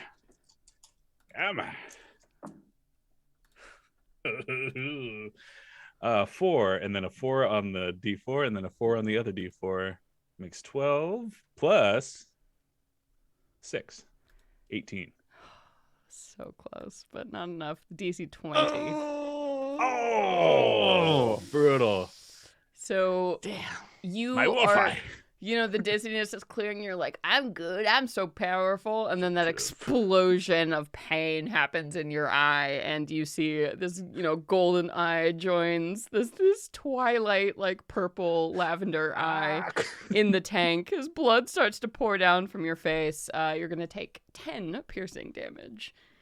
You also have lost an eye now to this delightful contraption. Fuck! So it didn't go well then, based on the blood.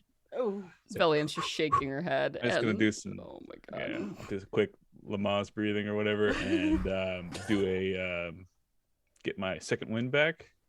I'll do a D10 plus 3. You know what I mean?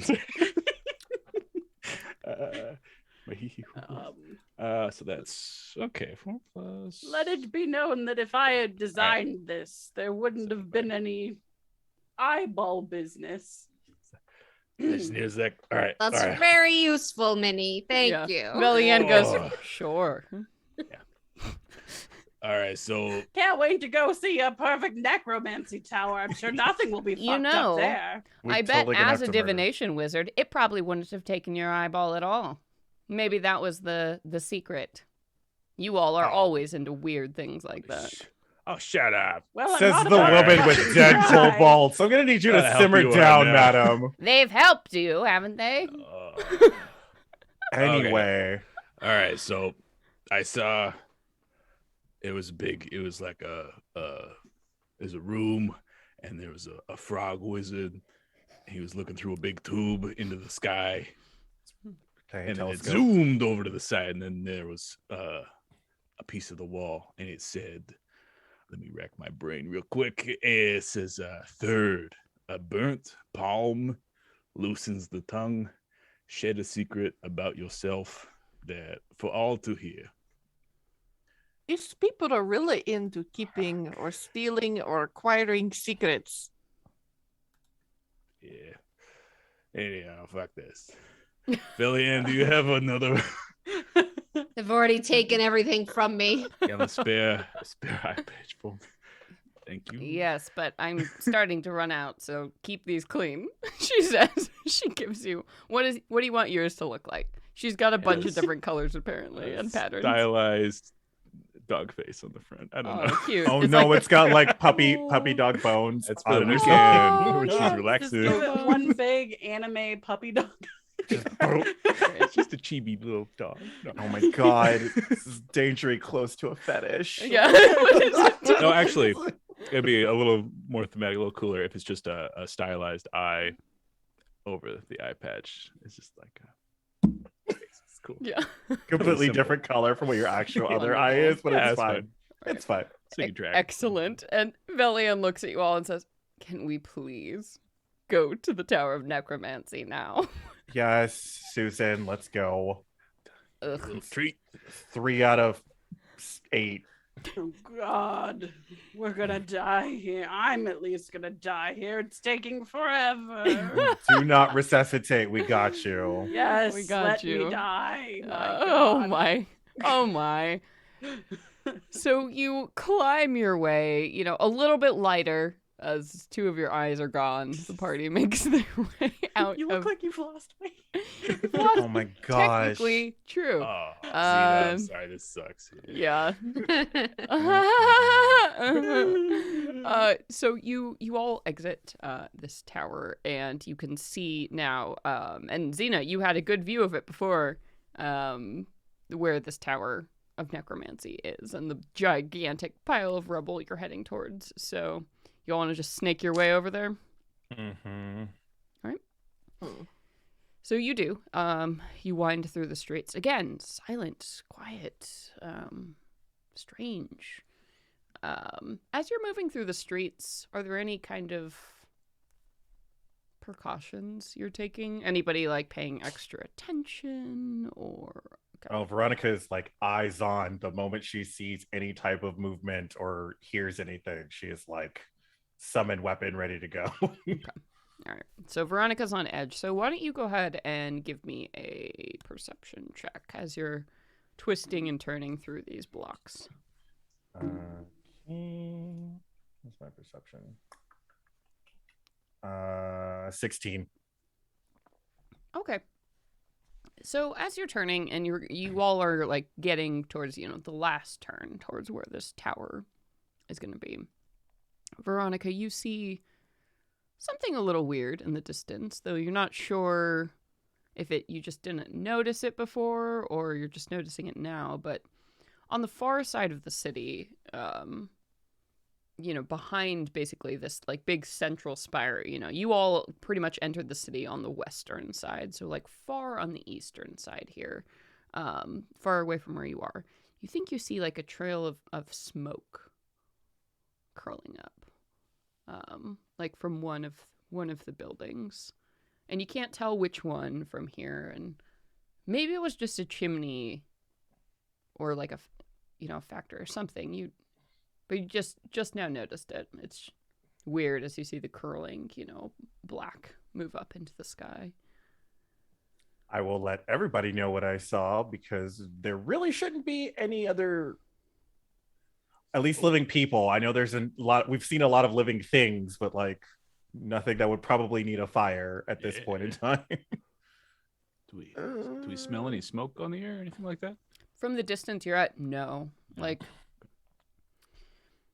but it does look like a fire, and it's clearly not like a little bonfire or something. Like, it's either like a chimney stack or like a building is on fire on the far side of the city. But again, this city is probably about at least a mile wide.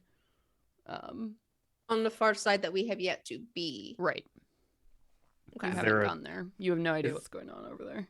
Is there a tower close by to where we can see the smoke? There were towers dotted around. I think from your vantage point here down below, you know, you're like in downtown New York City trying to guess like what building, you know, on the Gotcha. coast might be. So you have no idea if it's like a tower or a building or a chimney or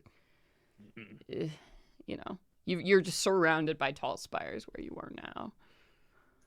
Ron, do you and Zena wanna fly around and see what's up? Or we keep on trucking? Let's just stay on mission and keep that in the back of our heads, just in case. I imagine it's on our way. Well, if you're gonna hit all the towers, if you keep continuing on this rate, you have to at least go to that part of the city where the other four are.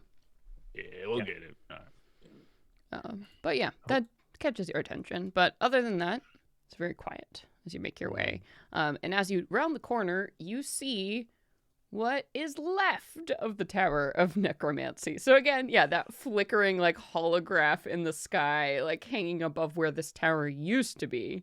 Far below it on the ground, you see this very tall pile of rubble. So the remains of a toppled tower lie scattered around you. Its fractured base, protruding from the ground like a broken tooth, is swarming with crawling gray hands.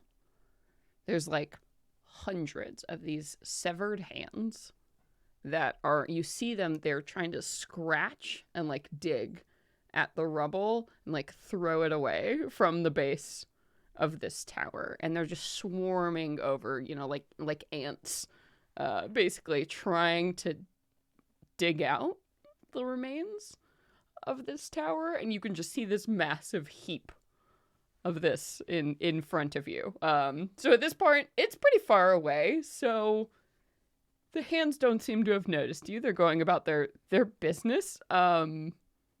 But yeah, there are hundreds of severed, gray, undead hands trying to scoop rubble out of this tower. Yeah, there's nothing weird at all at the Necromancy Tower. Nothing at all. Valiant's like, well, it looks like they're doing something useful, which is more than I can say about your eyeball scam. Yeah, should we count how many severed hands there were compared to eyeballs? Should we take a moment to do that? Well, those people were probably already dead when those hands came off, so what does it matter? What's done is done. Don't do this. Out of Stick out the ball. curiosity. Yeah. Out of curiosity. What's up? Out of curiosity, would the area that the hands are clawing at, this pile of rubble, would it fit into a 40-foot cube? Let's see. Let's look, shall we, at the base of these towers. Yeah. Sure. Okay. Villian looks at you as you're like thinking. She's like, what?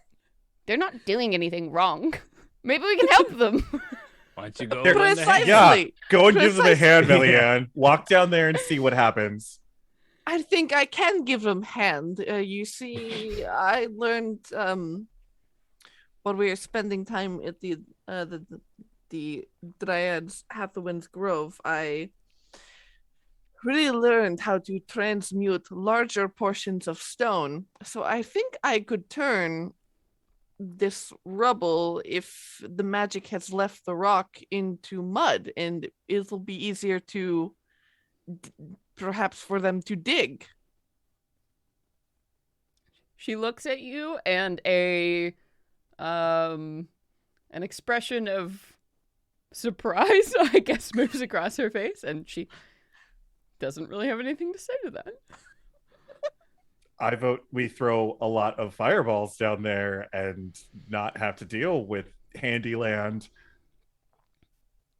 Well, if the inscription is left in whatever's left of the tower, I think we want something to be able to bury it out. So that idea is not the worst idea I've ever heard.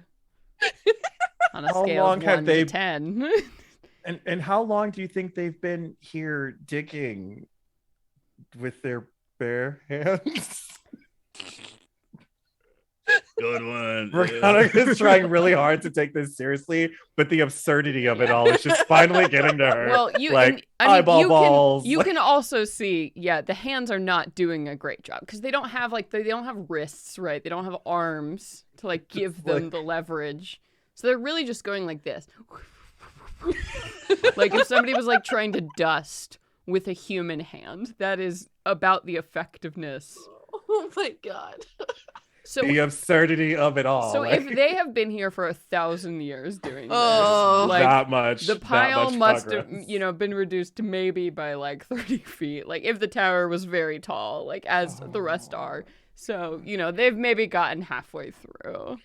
Hey, Velian, do you think maybe they might be friendly? Well, my dear, hands don't have a great deal of sentience, but I could Gotta show him who's boss. Perhaps Maybe your kobold boys, maybe they'll get along. Oh, What is At it with least you all and trying to sacrifice my kobold friends? They've been nothing but patient with you all. And you look back at the three sad kobolds who are holding each other and been wandering slowly after you all this whole time, looking at you now in fear after the next thing you're gonna do to them. Well, Gob and I have given up an eye each for this mission, so perhaps we're fair by now. And you can step in, given that this is your specialty. Fine. She sucks in a breath and says, well, stay close in case this doesn't go well. Mostly you. And she points at Gob. And you can come too. She points at Inga. The rest of you, she it's no, you can stay back here. Yeah. And she starts to scoot forward. She moves forward 30 feet, and the hands don't seem to react or anything. Do you all move up with her? Yeah. Mm-hmm. I'm coming too. I don't give a shit. Yeah. Yeah, for sure. Stay behind me, Minnie. Yeah. It's all right. And she scoots forward another 30 feet or so. And some of the hands on the outside edge kind of stop what they're doing and look up, and they stand up, on the wrist, and the fingers waddle a little bit. Like a snake, they'll hiss. Yeah. And kind of it goes back to what it's doing, once you've paused there for a moment. And you get a little bit closer, and Velian points up, on the far side of the ridge of rubble, you see this floating blue, semi-opaque figure starts to crest the ridge. For those of you who saw the ghost of Naslantamir, this looks very similar as a ghost comes over the ridge here. And you can see that this ghost was probably a very tall, masculine person in life, wearing these long, flowing robes that trails behind them, and they're holding this staff as they look down at these crawling hands and go, "Work! Keep working! What are you doing? You're so slow!" Yelling. And Velian says, we should probably talk to that person. By all means, go forth. Oh, I love a good ghost. Don't stab yourself this time. You know who's good with Shit. spirits? Veronica. What do you mean? Me? Absolutely not.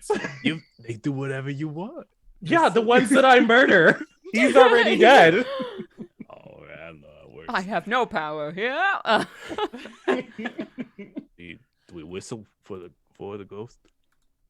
I mean, you can just, hello, Velian Hey. says. And the ghost turns towards you all, looking shocked. Shocked. And he says, shocked? I am shocked. What is this? Living people? I'm sorry. Do you speak my language? He says. In at common? you, yelling in common. No, sir, Yes. we don't. Sorry. Oh yeah, we totally do. Well, you look like barbarians, so how would I know? He says from atop the pile of his crawling, like, undead hands. What do you got against barbarians? They're stinky. Well, he's got you there, Gob. Okay, Gob was yeah, stinky before he became a barbarian. Let's be real. it's true. Well, it is good thing that he is dead and likely cannot smell anyway. Perhaps. You are standing before the High Necromancer Catavix. You may kneel. Okay. We'll kneel. Yeah, Veronica will kneel. Sure, Yeah, sure. whatever. We can, dude. but we won't. Okay, some Veronica of you will, like- kneel, and he looks, he gives like a meh hand gesture. What can the great Necromancer Catavix do for you? God, he speaks in Fleshy third Oh, person. mortals. Maybe we can speed it up. Do you know what the words on the necro tower? What do they say? The For word the ritual. What do you? Yeah, Ritual. Inscription. the little The ritual. And he takes a moment to think. Oh, the rite of the arcane octet. Is that what you're speaking of? You strange heathens. Yes. yeah, that's true. God. Yup. Why on earth would you want to know that ritual? It's to get into the central spire. It's for young mages to test their aptitude. Clearly, none of you would be accepted into the program anyway. Why are you trying? We love an adventure. We already have 3 stanzas. This is our 4th. So clearly we are capable enough. Oh, really? You've made it through 3? Well, which 3? The first 3. What do you mean the Abjuration, conjuration, and divination. Divination. Ugh, rookie sciences. Am I right? And he looks at Velian. and she You gonna leave me hanging? nods, I guess. Yeah, she looks confused. She doesn't know. Okay.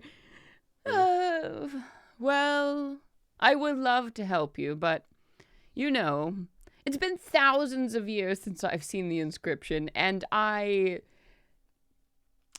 simply do not remember it. So, if you could help speed things along, and we can get to my body and the inscription, that would be superb. So, Sight check. okay. Yeah, But by the all means. inscription is actually down there. Guidance. Thank you. Wait, how much of this do we actually have to move, kind sir, to get to your body? Let's see how that 11 insight plus check goes, 4 then I'll answer that question. 15 plus 3, 18. 18. You think while this ghost of this very pompous individual is a kind of a jerk, you think he's telling you the truth, and you get it. Like, if this tower did collapse and his body was inside it, which makes sense if he's a necromancer and was able to preserve himself as a ghost, blah, blah, blah. He has very likely been trying probably to get back to his corpse this entire time, because if he gets to his corpse, there's probably something he can do about it if he was, like, you know, this hotshot arch mage of necromancy. But But yeah, he would be very invested in getting back to his body. And you don't think he's lying about actually not knowing, not remembering the stupid inscription. And it is probably down there somewhere. Well, Inga, you had a plan. Oh, how much is left? Well, we've been digging now for... He looks at the hands. Honestly, I don't know. I can't dig in my current condition, obviously. Is the rock infused with magic still? Can you tell? I mean, everything here is a little bit magical, but what are you thinking? Some kind of stone transmutation? Because that would be great. Yes, precisely. But also, transmutation? Really? He looks at you. Brother. Rock back Would to you life. like your body back or not? I would. It was so nice and could feel things and... Oh, I miss the old days. Don't you ever miss Well- the old days? Well, you're here you're in the city. Isn't this fabulous? I could return and live here, I guess, alone. Except with that Well- crazy old lich, trapped inside the skull. That's fine. That's fine. There's And a couple homunculi. Could Oh, hang the with Magin? them. them. Oh, they're The- freaky. I've always preferred, again, recycling. And he looks at Velian like she's supposed to understand, and she's just like, I don't know what to do. You Or- should meet our doctor, Dr. Orb. Oh, Oh. no. You two would get along Oh, famously. No. Well, Inga, please cast your spell quickly, please. Yeah, Inga is going to motion everyone to get off the pile of rubble and stand back a little bit, and then she is going to cast transmute rock to mud, or transmute rock. So you choose an area and you can either change it rock to mud or mud to rock. And so she's going to, of this hopefully non-magical enough rock, any sort of rock in that area becomes of equal volume of thick flowing mud that remains for the spell's duration, which is until dispelled. Hell yeah. So, all Fifth level the... spell, baby. Yeah, baby. So all the, Nice. the crawling hands, jump off the rubble, and form a ring as you're doing this. And Cadavex continues to hover above, because why not? He doesn't give a shit. So he's floating as everything just... You hear the splooge of rock just melting into mud all around you, and this giant now mud pit kind of slops off to the sides and surrounding. And Cadavex goes, "That's disgusting, but highly effective. Now dig." All right. Guy's gonna take off and Oh, leap no. straight into the middle of that Yeah. mud pile. Oh, you're just so go dirty. fucking Dirty hog. dog. So Dirty dog. glorious. Just hog And it's heaven. druid-made mud, so I imagine it's that perfect mud where it's Yeah. the nice liquid mud, hot spring mud. It doesn't have any pebbles in it. It's super good It's mud. oh, yeah. Oh shit, you're having a great time. Yeah, And just- you and 200 crawling claws get in there and just start flinging mud everywhere. Rime, Anybody don't else you- helping? I've done enough. Sweetie, with this hair, absolutely not. So I will say, so the requirement here is, as rock, this would take 50 hours divided by the number of players. So 10 hours if you all were to dig at your full speed in mud. So I feel like that would probably still reduce down, even with mud. It's a lot of earth to move, so 2 hours at least to dig out the remains of this tower here. If all of you are helping. If not all of you are helping, it's gonna take longer.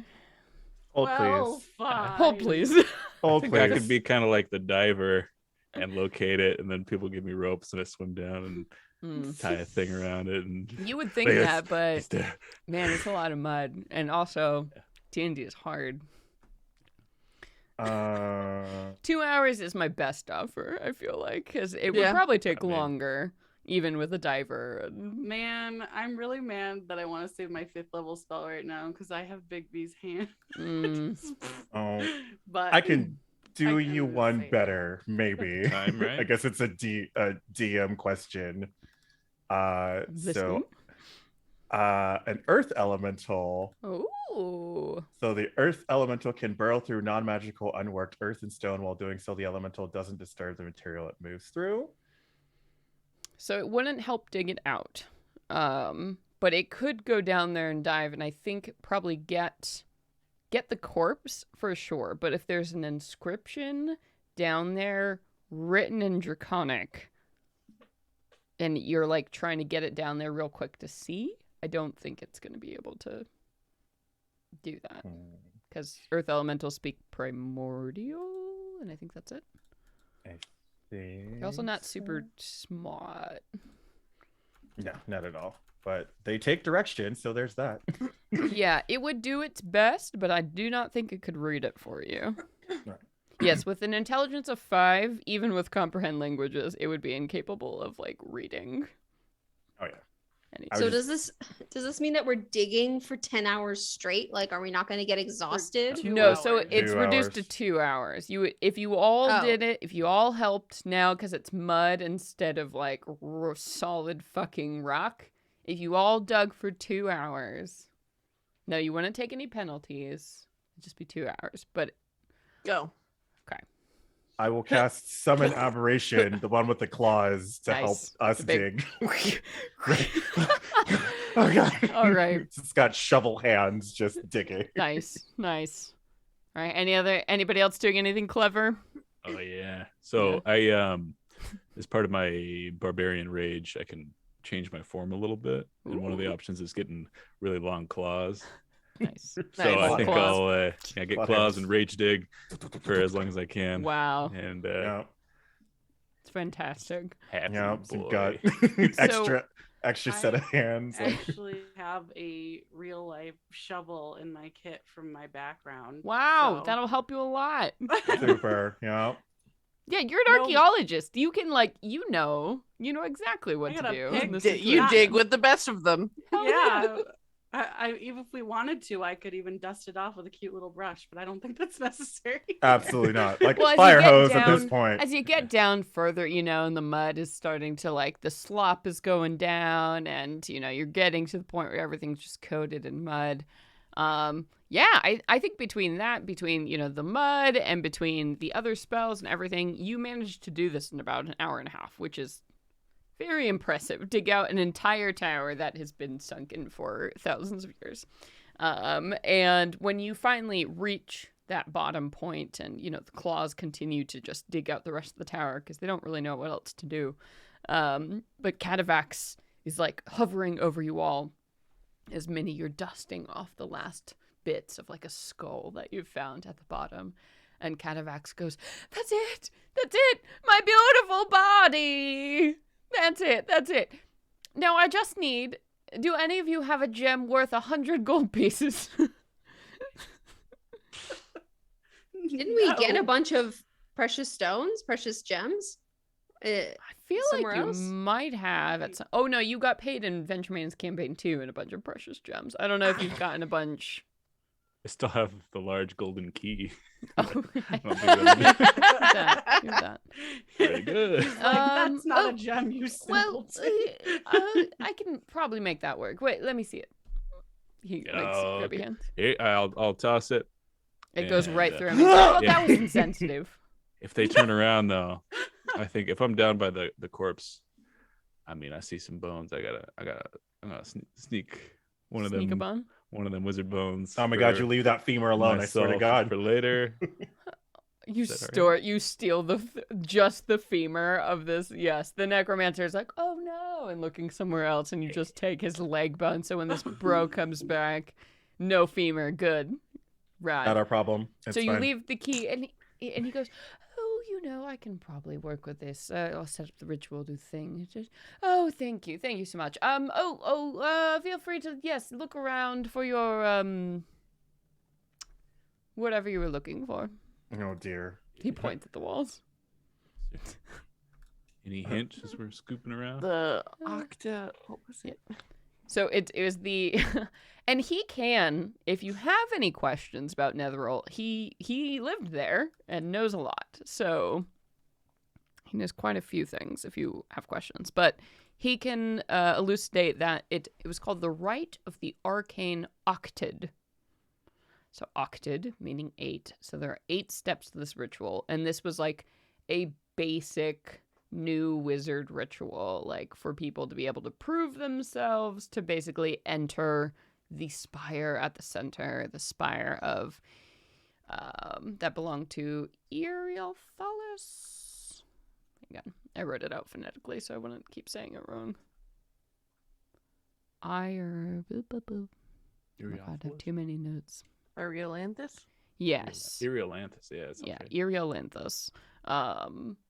So this was like par for the course. So that force field apparently has always been there. And only young wizards who followed the rite of the Arcane Octave, they had to go to each tower and do a test to prove that they understood how magic worked and that they were like serious enough to go into like the big tower where all the cool shit is. Like the great library and like the secret learning and, you know, the mage that taught them everything at the center of their city. So that is what you all are on now. This rite that every single little young Netherese wizard was put through. Wild. So many All by eyeballs. themselves as a little child, and we are full-blown adults. Yeah. Struggling. But I also, wouldn't say take- struggling. you know, I mean, they grew up to be not the greatest people in the world. So that kind of informs, I think, a little bit about why the Netherall wizards are Yeah. who they are today. Since you don't really give a shit about the rest of these towers, do you Yeah. mind telling us what to expect in the others? Kind of, blows his lips. You know, to be fair, I didn't spend much time in the other towers. Why would I? So that means that you're not a full wizard because you didn't No, go. I'm full. They change the tests, you know, every few decades, and well, I suppose after everybody died, it's just been the same. But you know, I know I don't look it, but I was a few years beyond my apprenticeship when I died. Just a few. Is you know what's in the big tower, right? The Spire, yes, of course I've been in the Spire. I'm an archmage after all. Is there like a cool god-killing sword, or like a ring of immense power that we can? What are we looking for, kid? Ring. One ring. Well, there's The one ring, yes. One there's ring. the Mythalar down below the tower, which of course is the most power you'd ever want to do anything. I mean, he can do anything. Yeah, that sounds right.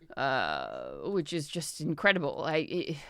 You have never cast a spell until you have cast it with a Mythalar.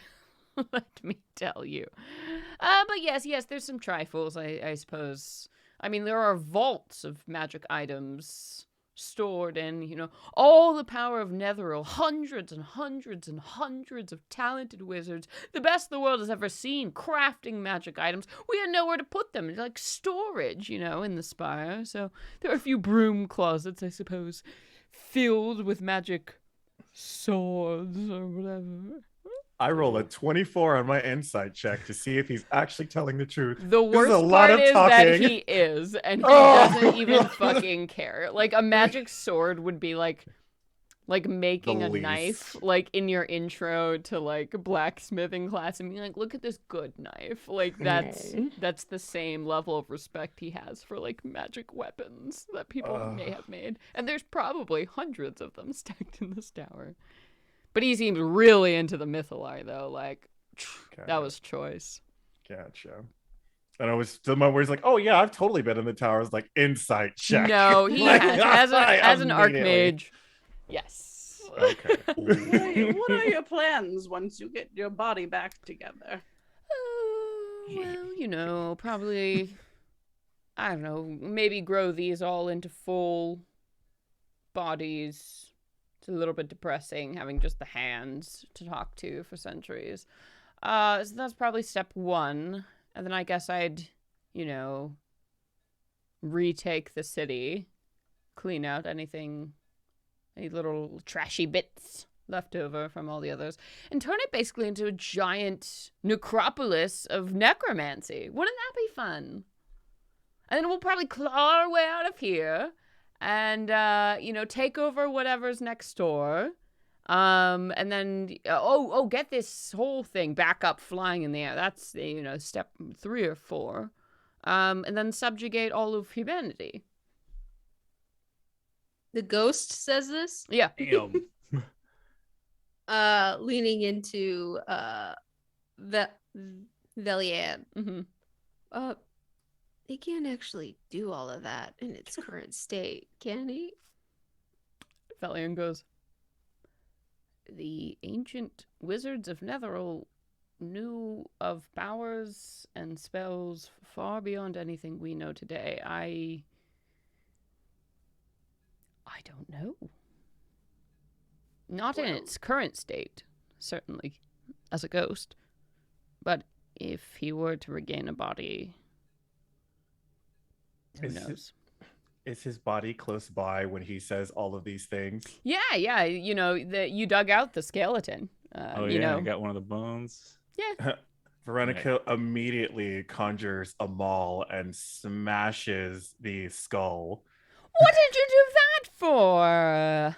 It'll be so much harder for me to come back. Immediately continues to smash every single Oh, bone. well, the ghost is like, every blow. That's just, that's just disrespectful. Throws the femur to Gob, like. Oh yeah. Just kidding. No. You know what? Fine. You want to play it like this? I understand. You're young, you're petulant, you have flesh. I remember what that was like. Just the flesh and the hormones. So, I'm going to go and let you do whatever it feels you need to do. And you know what? I'll just come back. Guys, we're going. And the 200 crawling swarms of hands, gather around him. And the ghost is like, fine. You know what? Fine. Have it your way. And it storms off over the debris pit, around the mud pit. And all the crawling hands crawl off. I thought I'd be way more pissed than that. What? It's just slightly miffed. Yeah. All right. Hey. Can we burn these so that we're trying to stop one petulant. I want to conquer everything. Just Well- scoop some of the bone dust into the bag of holding and be like, we should take this with us when we get out of here. Just scatter it all into the cold breeze, just bone dust. None of this. Absolutely not.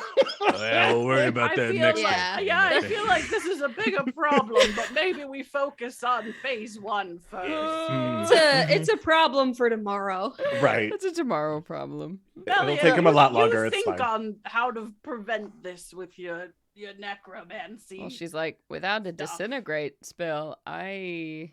Better get stronger, baby. She I looks think we need to first find this inscription, and Yeah. perhaps we could find wand of disintegration to use on bones. Oh yeah, it's probably with the dust pans up in there. Yeah. Right. Yeah, fair enough.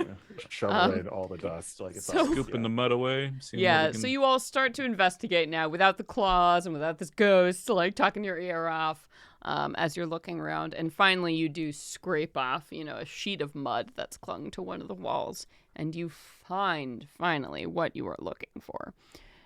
So you find the next step, which is in my notes.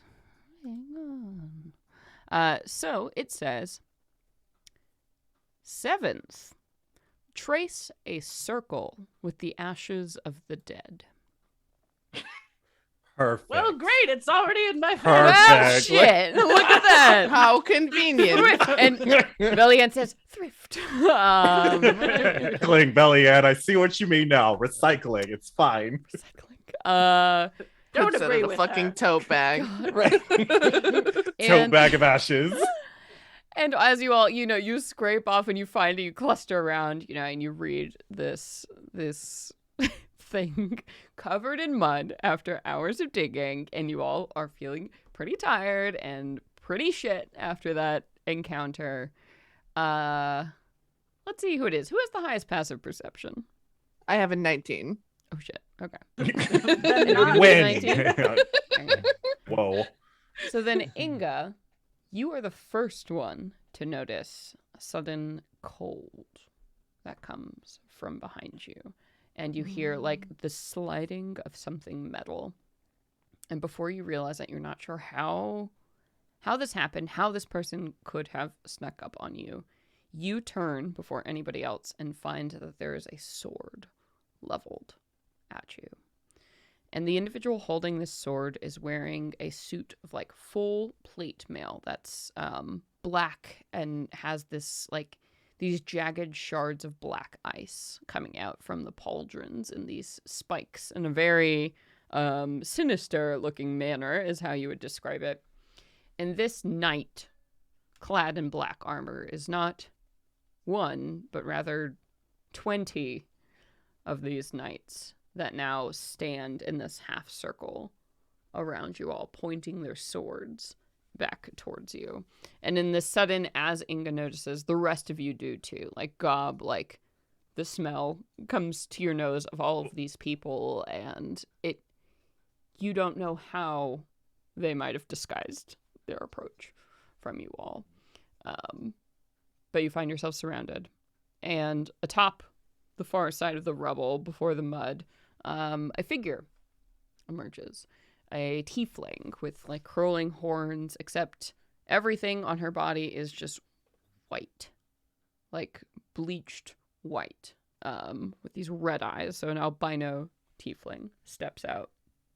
And flanking her on either side is a creature like twisted bestial made of stone with these wings that are sprouting from its back. And as you turn and notice this, and you all notice this, it happens very, very quickly. You hear a voice call from you. Well, Velian, you're still alive. What fun. And Velian spins again and looks, and you all kind of take this in.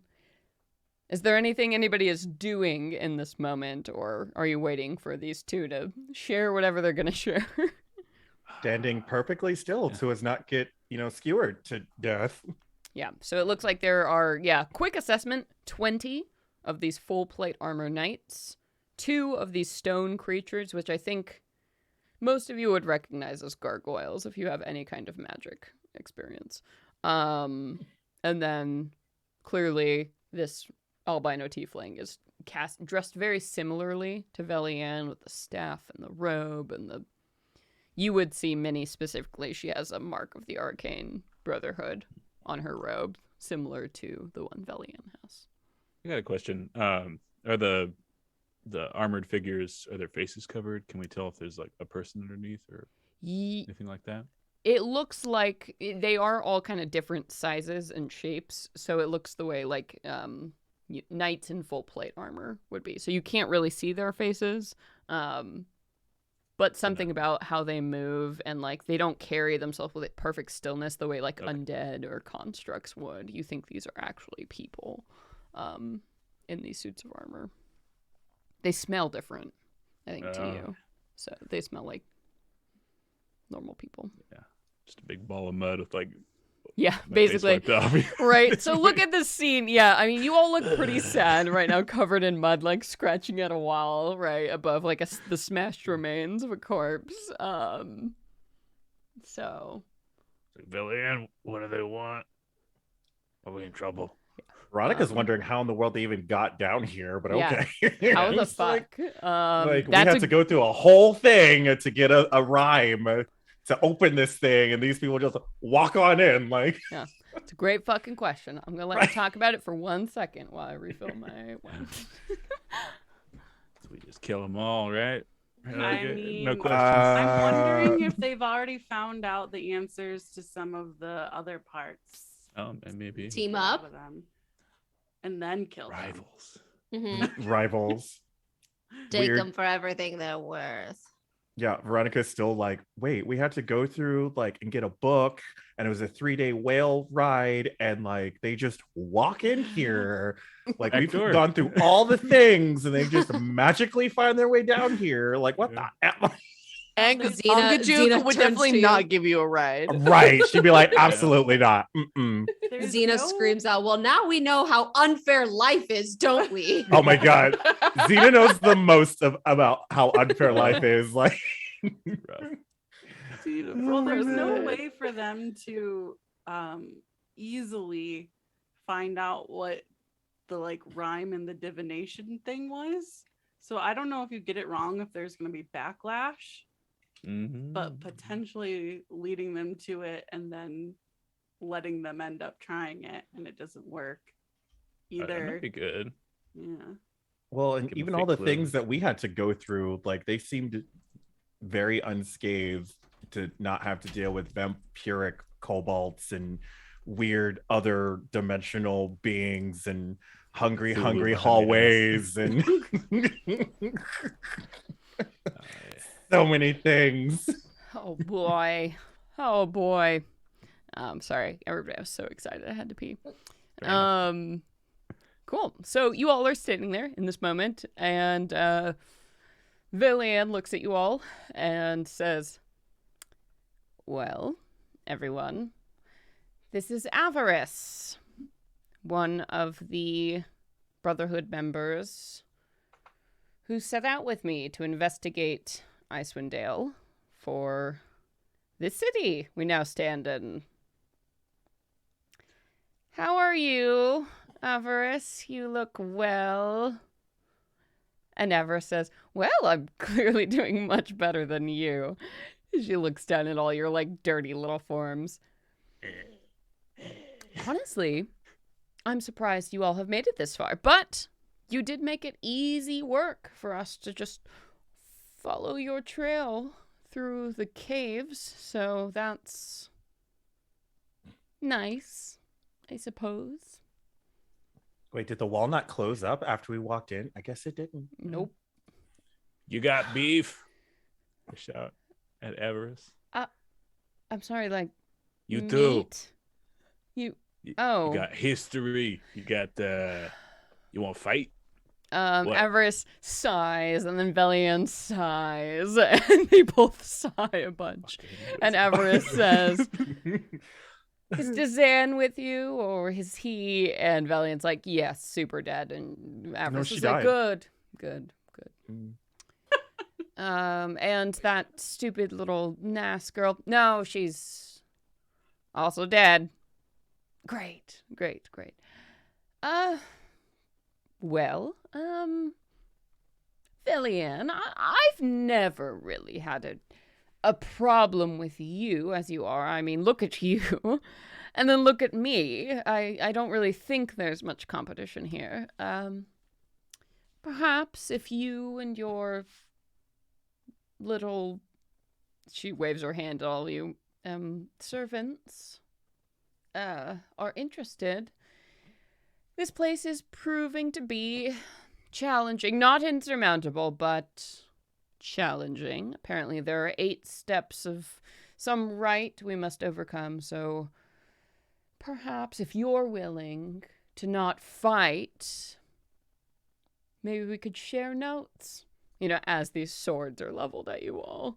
And Velian just turns sort of like purple as she's glaring up and Just not breathing anymore. Like, yeah, like looks at the rest of you all like, well, Kill. Fucking kill. Oh, Oh yeah.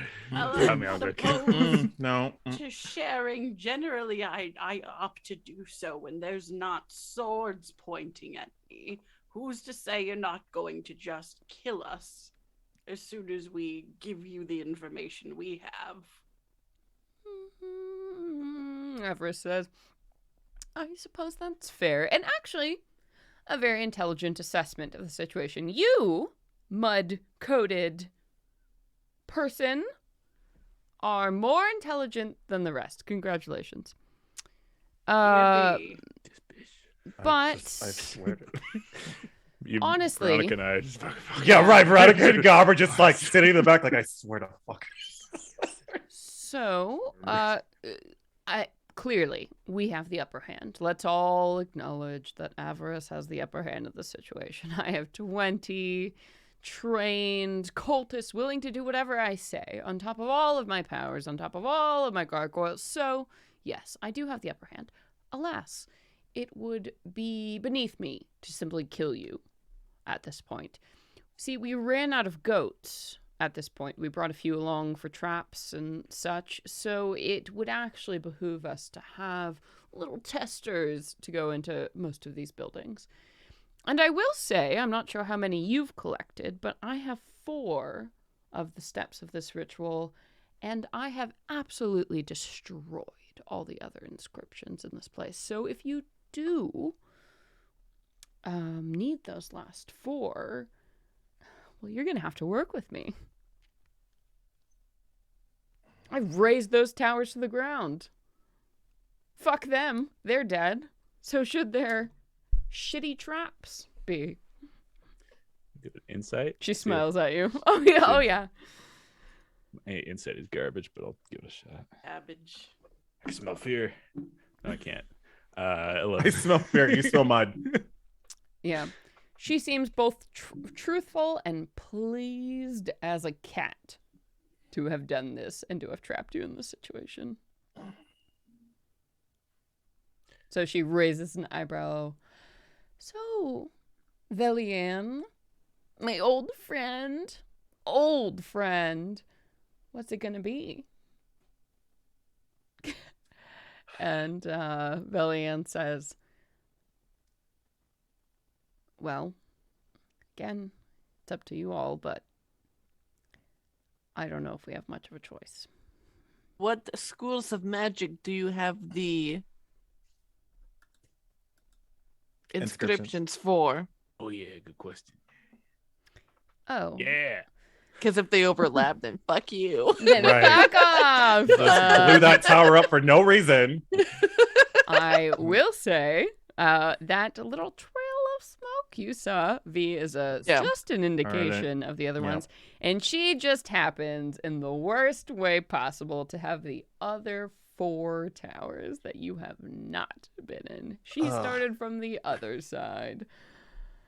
Harry Potter and the audacity of this bitch. Like, That bitch. Uh, And she puts a little hand to her chin. Well, I'm waiting. She smiles. I'll leave it to the wizards. I walk What? away from the whole thing. I can't even. I mean, there's nothing. I don't have any magic that would be able to, within reasonable time. I could sit there and mend for ages, but I'd be dead by then. So it doesn't seem like there's much of a choice. Inga leans into Velian and says, and whispers, is there any way you could compel her ghost to tell us the information? Because we could kill her now. And she grits her teeth, and a lot of, I think, emotions pass over her face, and she whispers, so only you can hear this, and you can tell it hurts her to do it, as she says, no. She's a much better wizard than I am. And Inga will nod slowly and will look to each of you with violence in her eyes. And we'll wait for one of the more sensible people to say something nice. Clearly, yeah. I mean, the read you're getting, Inga, especially after that, is like, Velian is embarrassed about this, but like, if there was one other wizard in this group that could actually fucking do it and do it all by herself and never needed any of the other ones. It is this Avarice who's standing right there Yeah. fucking in front of you. She is the young, powerful to everything Villian is like, the older, just trying to like claw into it. Oh, Right. we've all got that one person who just gets under your Fucking skin. that young fucking person who's just so good, and you're just like, fuck, like You've had no trials in life. Right. She you were also just has a born bunch of gifted, you monster.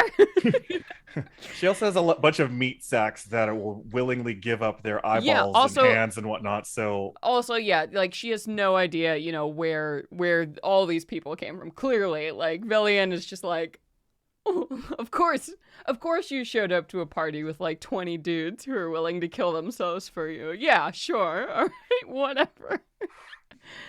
Well, fine then. It seems we have no other choice. Everybody, are we in to work as far as we need to with this young lady?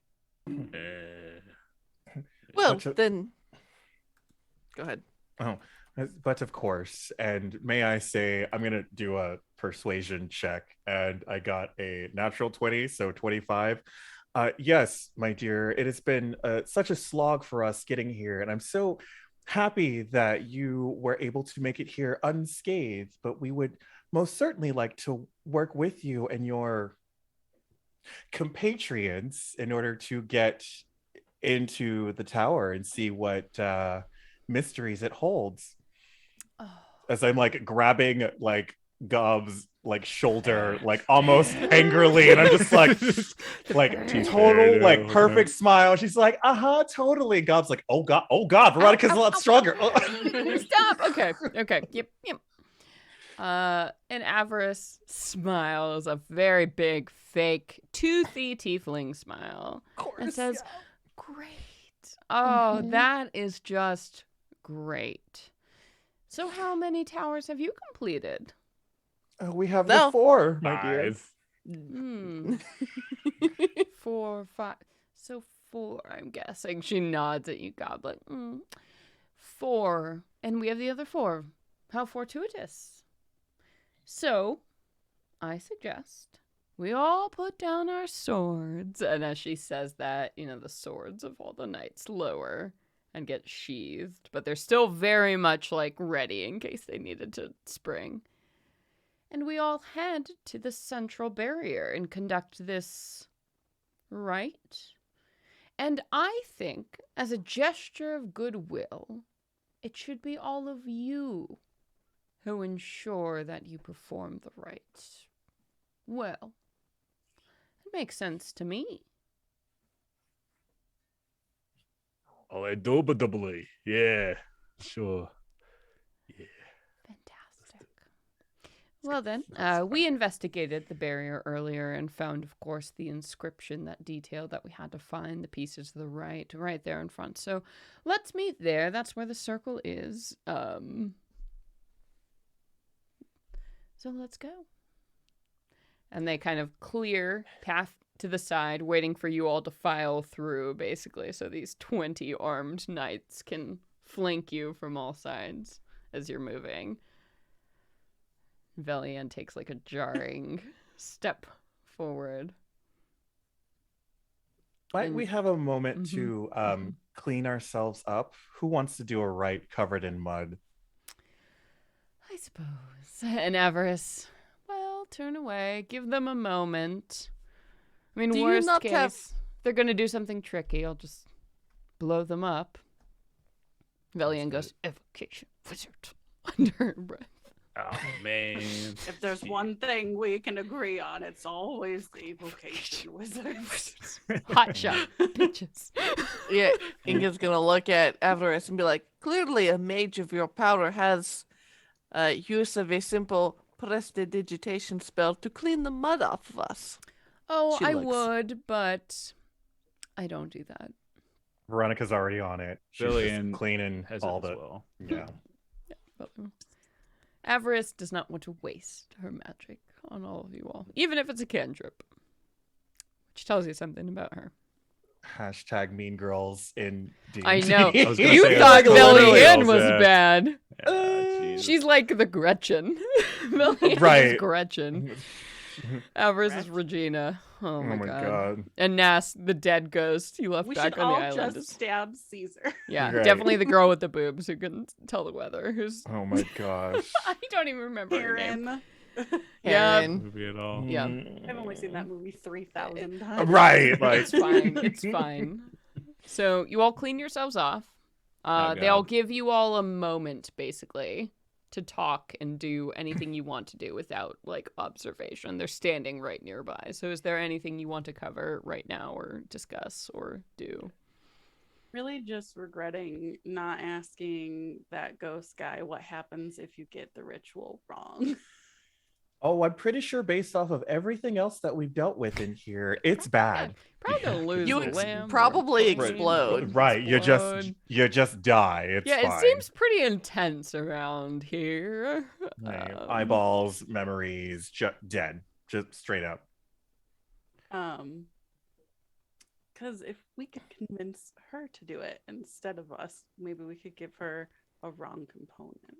And Velian says, "You know, I don't think she's gonna do that. To be quite frank, she does have the position of power in the situation, and she's unfortunately not an idiot like Dazan or Nas. Well, So there's Like what night did- night and day at that point. Jesus. pretty much a 0% chance that she's going to do this ritual instead of making each and every one of us try it before we die and then sending us in. And then Really she's probably going to unfortunate send the that- 20 knights one by one to try and do this ritual before And she the vet- has to do it. We're in a little huddle right now. Yeah, you're in a little huddle. You Cleaning. cannot be think- heard, you cannot be seen. Like, So This I, is I think Utah. Gob avoided the prestidigitation, so he's still muddy. But I'll look Naturally. up at everybody, just like muddy handprints on the two nearby legs. Says, "You all just let me know. I'm gonna jump right in her fucking face. I'll just start wailing. You just let me know, okay?" Gob, I mean, I really don't think that's a good idea. I could mislead them and conjure a physical form to take my place while I stay behind and keep an eye on her. what you do It's cool, once you're though. alone with her? I simply stay back and I would be able to communicate with someone via my sending gift on what her goals are once we've left, or if she starts doing some shady shit. Well, I feel like honestly, for the moment, her intention and probably her best call is to keep us as close as possible and use us as shields or decoys or traps to get in Fodder. here. Clearly, this place is full of. Hey, maybe if we get lucky, Aura will fucking kill her. I don't think we have to worry about any of her secret intentions. If one thing is true about Avarice, she's always played her cards pretty openly. So I Well- think our situation now, and probably our only option, is to stay in perfect view and try to survive and look for an opportunity if things get bad. Because we can do the ritual, I'm sure we can. But once we get into that tower, who knows what's waiting? I mean, this was the Grand Mage of the Netherese Empire, right? The city of Ythrin, turned into a demi-lich. There are going to be traps in that place. And once we cross that line, I'm sure anything in that tower that doesn't want us there is going to be way more powerful than whatever it takes to get inside. Oh, well, All right.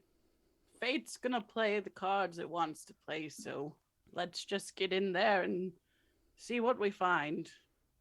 Well, let's hope. If there's any opportunity, anything we can use inside to turn against her, we have to do it, because the minute it's inconvenient for her to have us there, she'll drop the axe.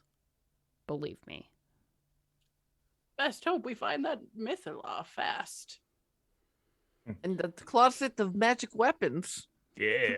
Well, I don't think that one will be in there, sweetie, but Well, You let's know, hope at this we point- find the Mythalar before she does, because if she gets to it we're before I fucked. do, Oh, here's a necromancy joke for you. We'd be boned. Yeah. Yeah.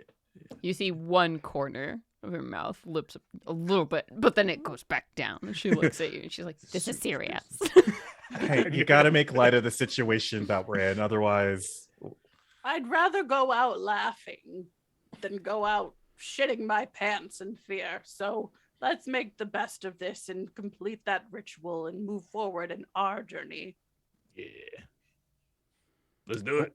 Before we move forward, if it's possible, if she has a moment, I think I actually will just use my sending spell to send a message to Sarah now that Sarah's on her mind. Yeah. And now that 'Cause- you know where she is, so you know she's on the same plane of existence as you, which gives you an indication of the sending Yeah. spell. Yeah.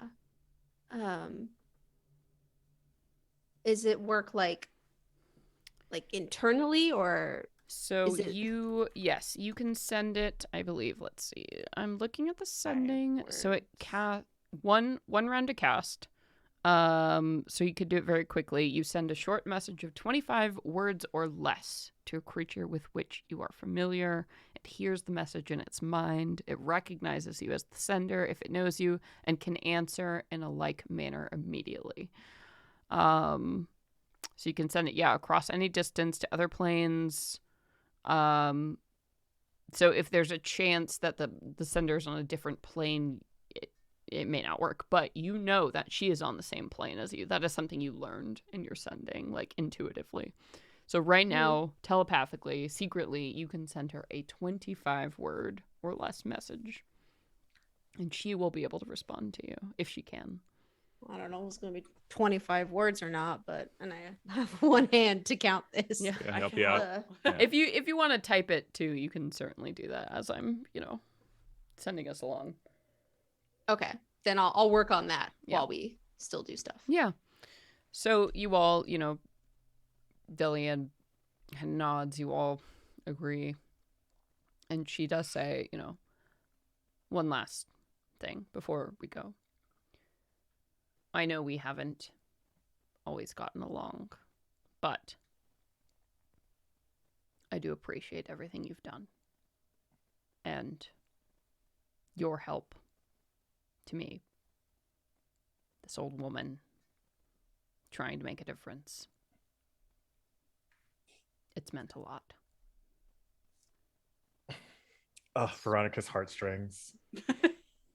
So, whatever it's worth, you can count on me not to betray you or do anything shitty the way Avarice would. I don't play like that, and well, that's probably why I'm not as far along as she is. Well, between you and me, even though I still think necromancy is bullshit, you're Well, okay. that's so. No, well, we'll that's never a- agree on this, but I will agree to be your friend and help you the rest of the way if I can. Yeah, we Cyclops has got to stick together. Oh, brother. Wink. She man. tisks Blink. at Oh my you God. and. No. Yeah. Nope. Yeah, right, Xena. Oh my god. Wow. Way to make light of the situation, God. Let's go, kids. Come on. No Let's more go. emotions. Yeah. So you begin to be marched off by this group of these knights, and as you're moving along through the streets, you get to that central plaza area where you had seen from a distance but decided not to go as you were going from tower to tower, and you come to the base of this place. So again, as a reminder, it was like there's this huge central spire in the middle of the city. So the spire of Erothelis, that's like the big shit that everybody's been talking about. And it's got this arm that reaches out and extends like a tentacle down from the tower onto the ground and lands there like a suction cup. And that is the only seeming entrance into the tower. And that is the area that has been covered by this force field. So whatever this magic tunnel provides has been blocked off. So as you get to the central plaza in the middle of the necropolis, you see that inlaid in the center, there's no like fountain or ring or, trees that you might expect in a city center. There's just one connected silver ring in the center, standing before this like purplish barrier that blocks these doors into this tower here. And at the very edge in front of the tower, there is this stone that says, conduct the octave of 8 and enter. Or conduct the arcane octave and enter. Without any instructions. And Avarice looks at you all, sees you've landed, and hands over the rest of the ritual. So, in order between what you have and what Avarice has, you have step 1, hold a wand crafted from the nether oak over your heart. Step 2, summon a flame in your palm. Step 3, speak a secret aloud about yourself. Fucking secrets. Step 4, compel another to share a secret with you. Step 5, quench the flame in ice. Step 6, mask your appearance. Step 7, draw a circle on the ground using the ashes of a corpse. Step 8, stand inside the circle and consume poison.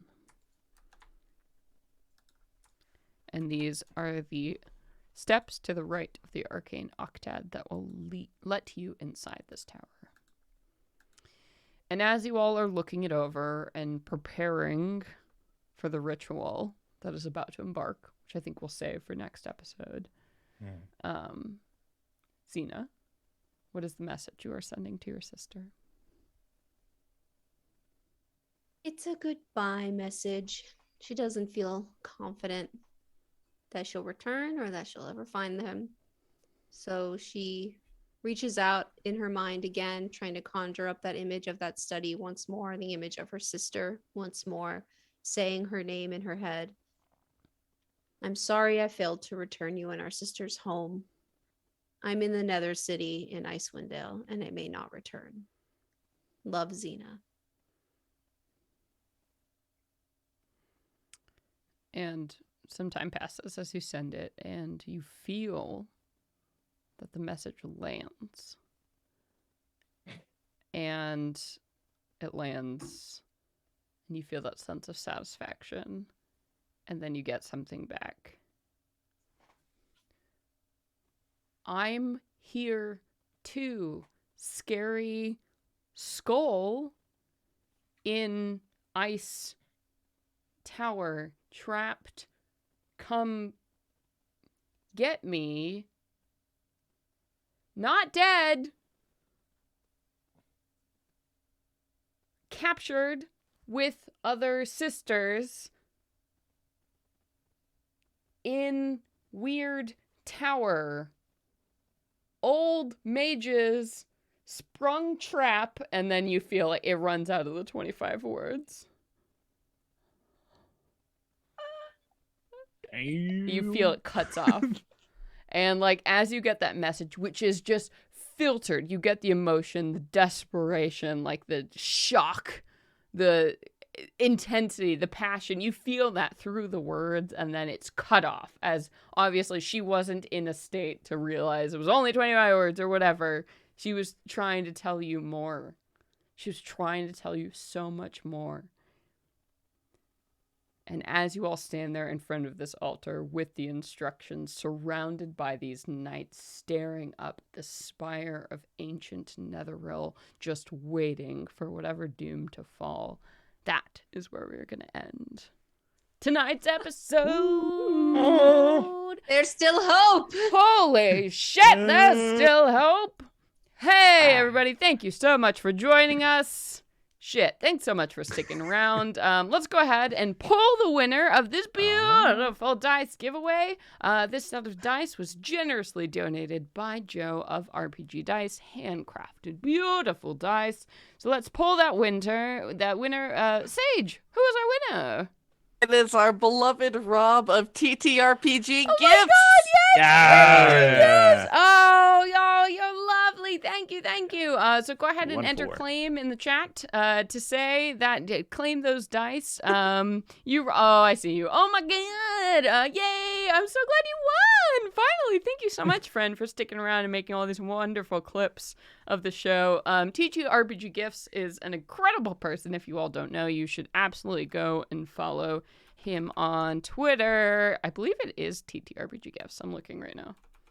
I think so too. Yeah. Wonderful stuff. Yeah. And Oh yeah. the awards for his show are also coming up, so you need to look at that soon. So go follow TTRPG Gifts on Twitter for the most wholesome, wonderful account in all of TTRPGdom. And really do just follow up with everything he is doing. Fantastic person. Great stuff. So thank you. Thank you all so much for being here. As a reminder, once again, this was the penultimate episode of this campaign, which means that we are subverting our schedule. Normally, we would be doing an episode of Campaign 2 next week, but we are changing things up. We are going to be live with the finale of Rime of the Frostmaiden next week, so make sure to come back for that, because everything's going down. We got a god on our heels. We got a mean old wizard. We got some stuff to wrap up. We got a world to save. It's going to be big. So make sure to join us here next week. Same time, same place. Y'all rock. I have been your dungeon master, Celeste Conowitch. I'm Joe. I've been your muddy one-eyed wolf boy, Gob Herkenstone. Hello, I'm Katie, and I've been playing Minerva Tinkerbauble, your divination wizard. I, Nassim, have been your Kalishtar cleric, Xena Orendi, the one-eyed sad girl. But with some hope now. With some lingering man. hope. Sprinkle of hope. Yeah. Sprinkle a little sprinkle on top. And I am Sage, and I have been your tree burning druid. Inga. Oh no. It was an evil tree. You're good. You're good. It was so evil. You're gonna plant so many trees. Honestly, after this it for hated your all of the girlfriend. trees, so it's okay. Yeah. Ridiculous. And I've been Vincent, your extra wannabe mean girl, like kill him with kindness. Explain Warlock Veronica Carnell.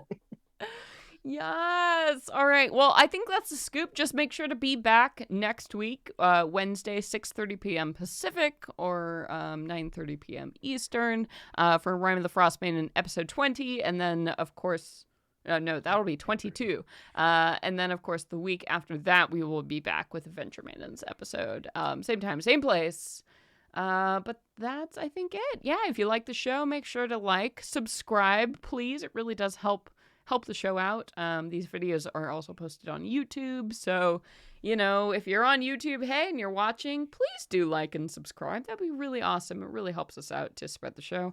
Also, if you're a podcast listener, these episodes come out on our Patreon feed, so you can go there to our Patreon, and for just $1 a month or just a one-time, $12 donation, actually $11 because it's discounted, for the whole year, you get access to all of these episodes in a clean, shiny audio edited version, on top of coloring book pages that Katie makes and all other kind of bonus content and magic items. So much good shit. Please do consider checking that out. I think that's it, though. Y'all rock. Anything else? Did I miss anything? No? Can I talk about the show? Hell yeah, The dude. theater? Talk about your show, Nassim. Where can the folks find you? Yeah, well, I am in a new space because I'm currently in Seattle working on a world premiere of a brand new show called Hotter Than Egypt, written by Yusuf El Gindi, directed by John Langs at the ACT Seattle Theater. And if you're in the Seattle area, Washington, come around. Tickets are already on sale at the ACT website. So please come by. It'd be cool to see you. And it's a very, very good show. It's really good. If you have any other questions about it, find me online. I'll talk to you about it. I'll let you know. And if you need help coming to the show, just let me know too. Oh shit, here's the link. Oh shit. Damn. Link. Bam. You should have Right. told me, so I had it ready. I should here have. you I go. just Got thought covered, about though. that. Bam. Here you go. Okay, click on that link and you could go and do it. And next time I'll have a nice bit.ly link, and then we can go ahead and do that. So click on it. Check out Nassim is fucking slaying. So go do it. And if you know anybody who lives in Washington or Oregon or like anywhere within 3 hours of Seattle, tell them. Let them know. Do it. Do it. All right. Well, with that, we will see you all next week. And until next time, everybody, stay frosty. Oh my God, we nailed it. Bye, everybody. That was great. Good Good, yeah.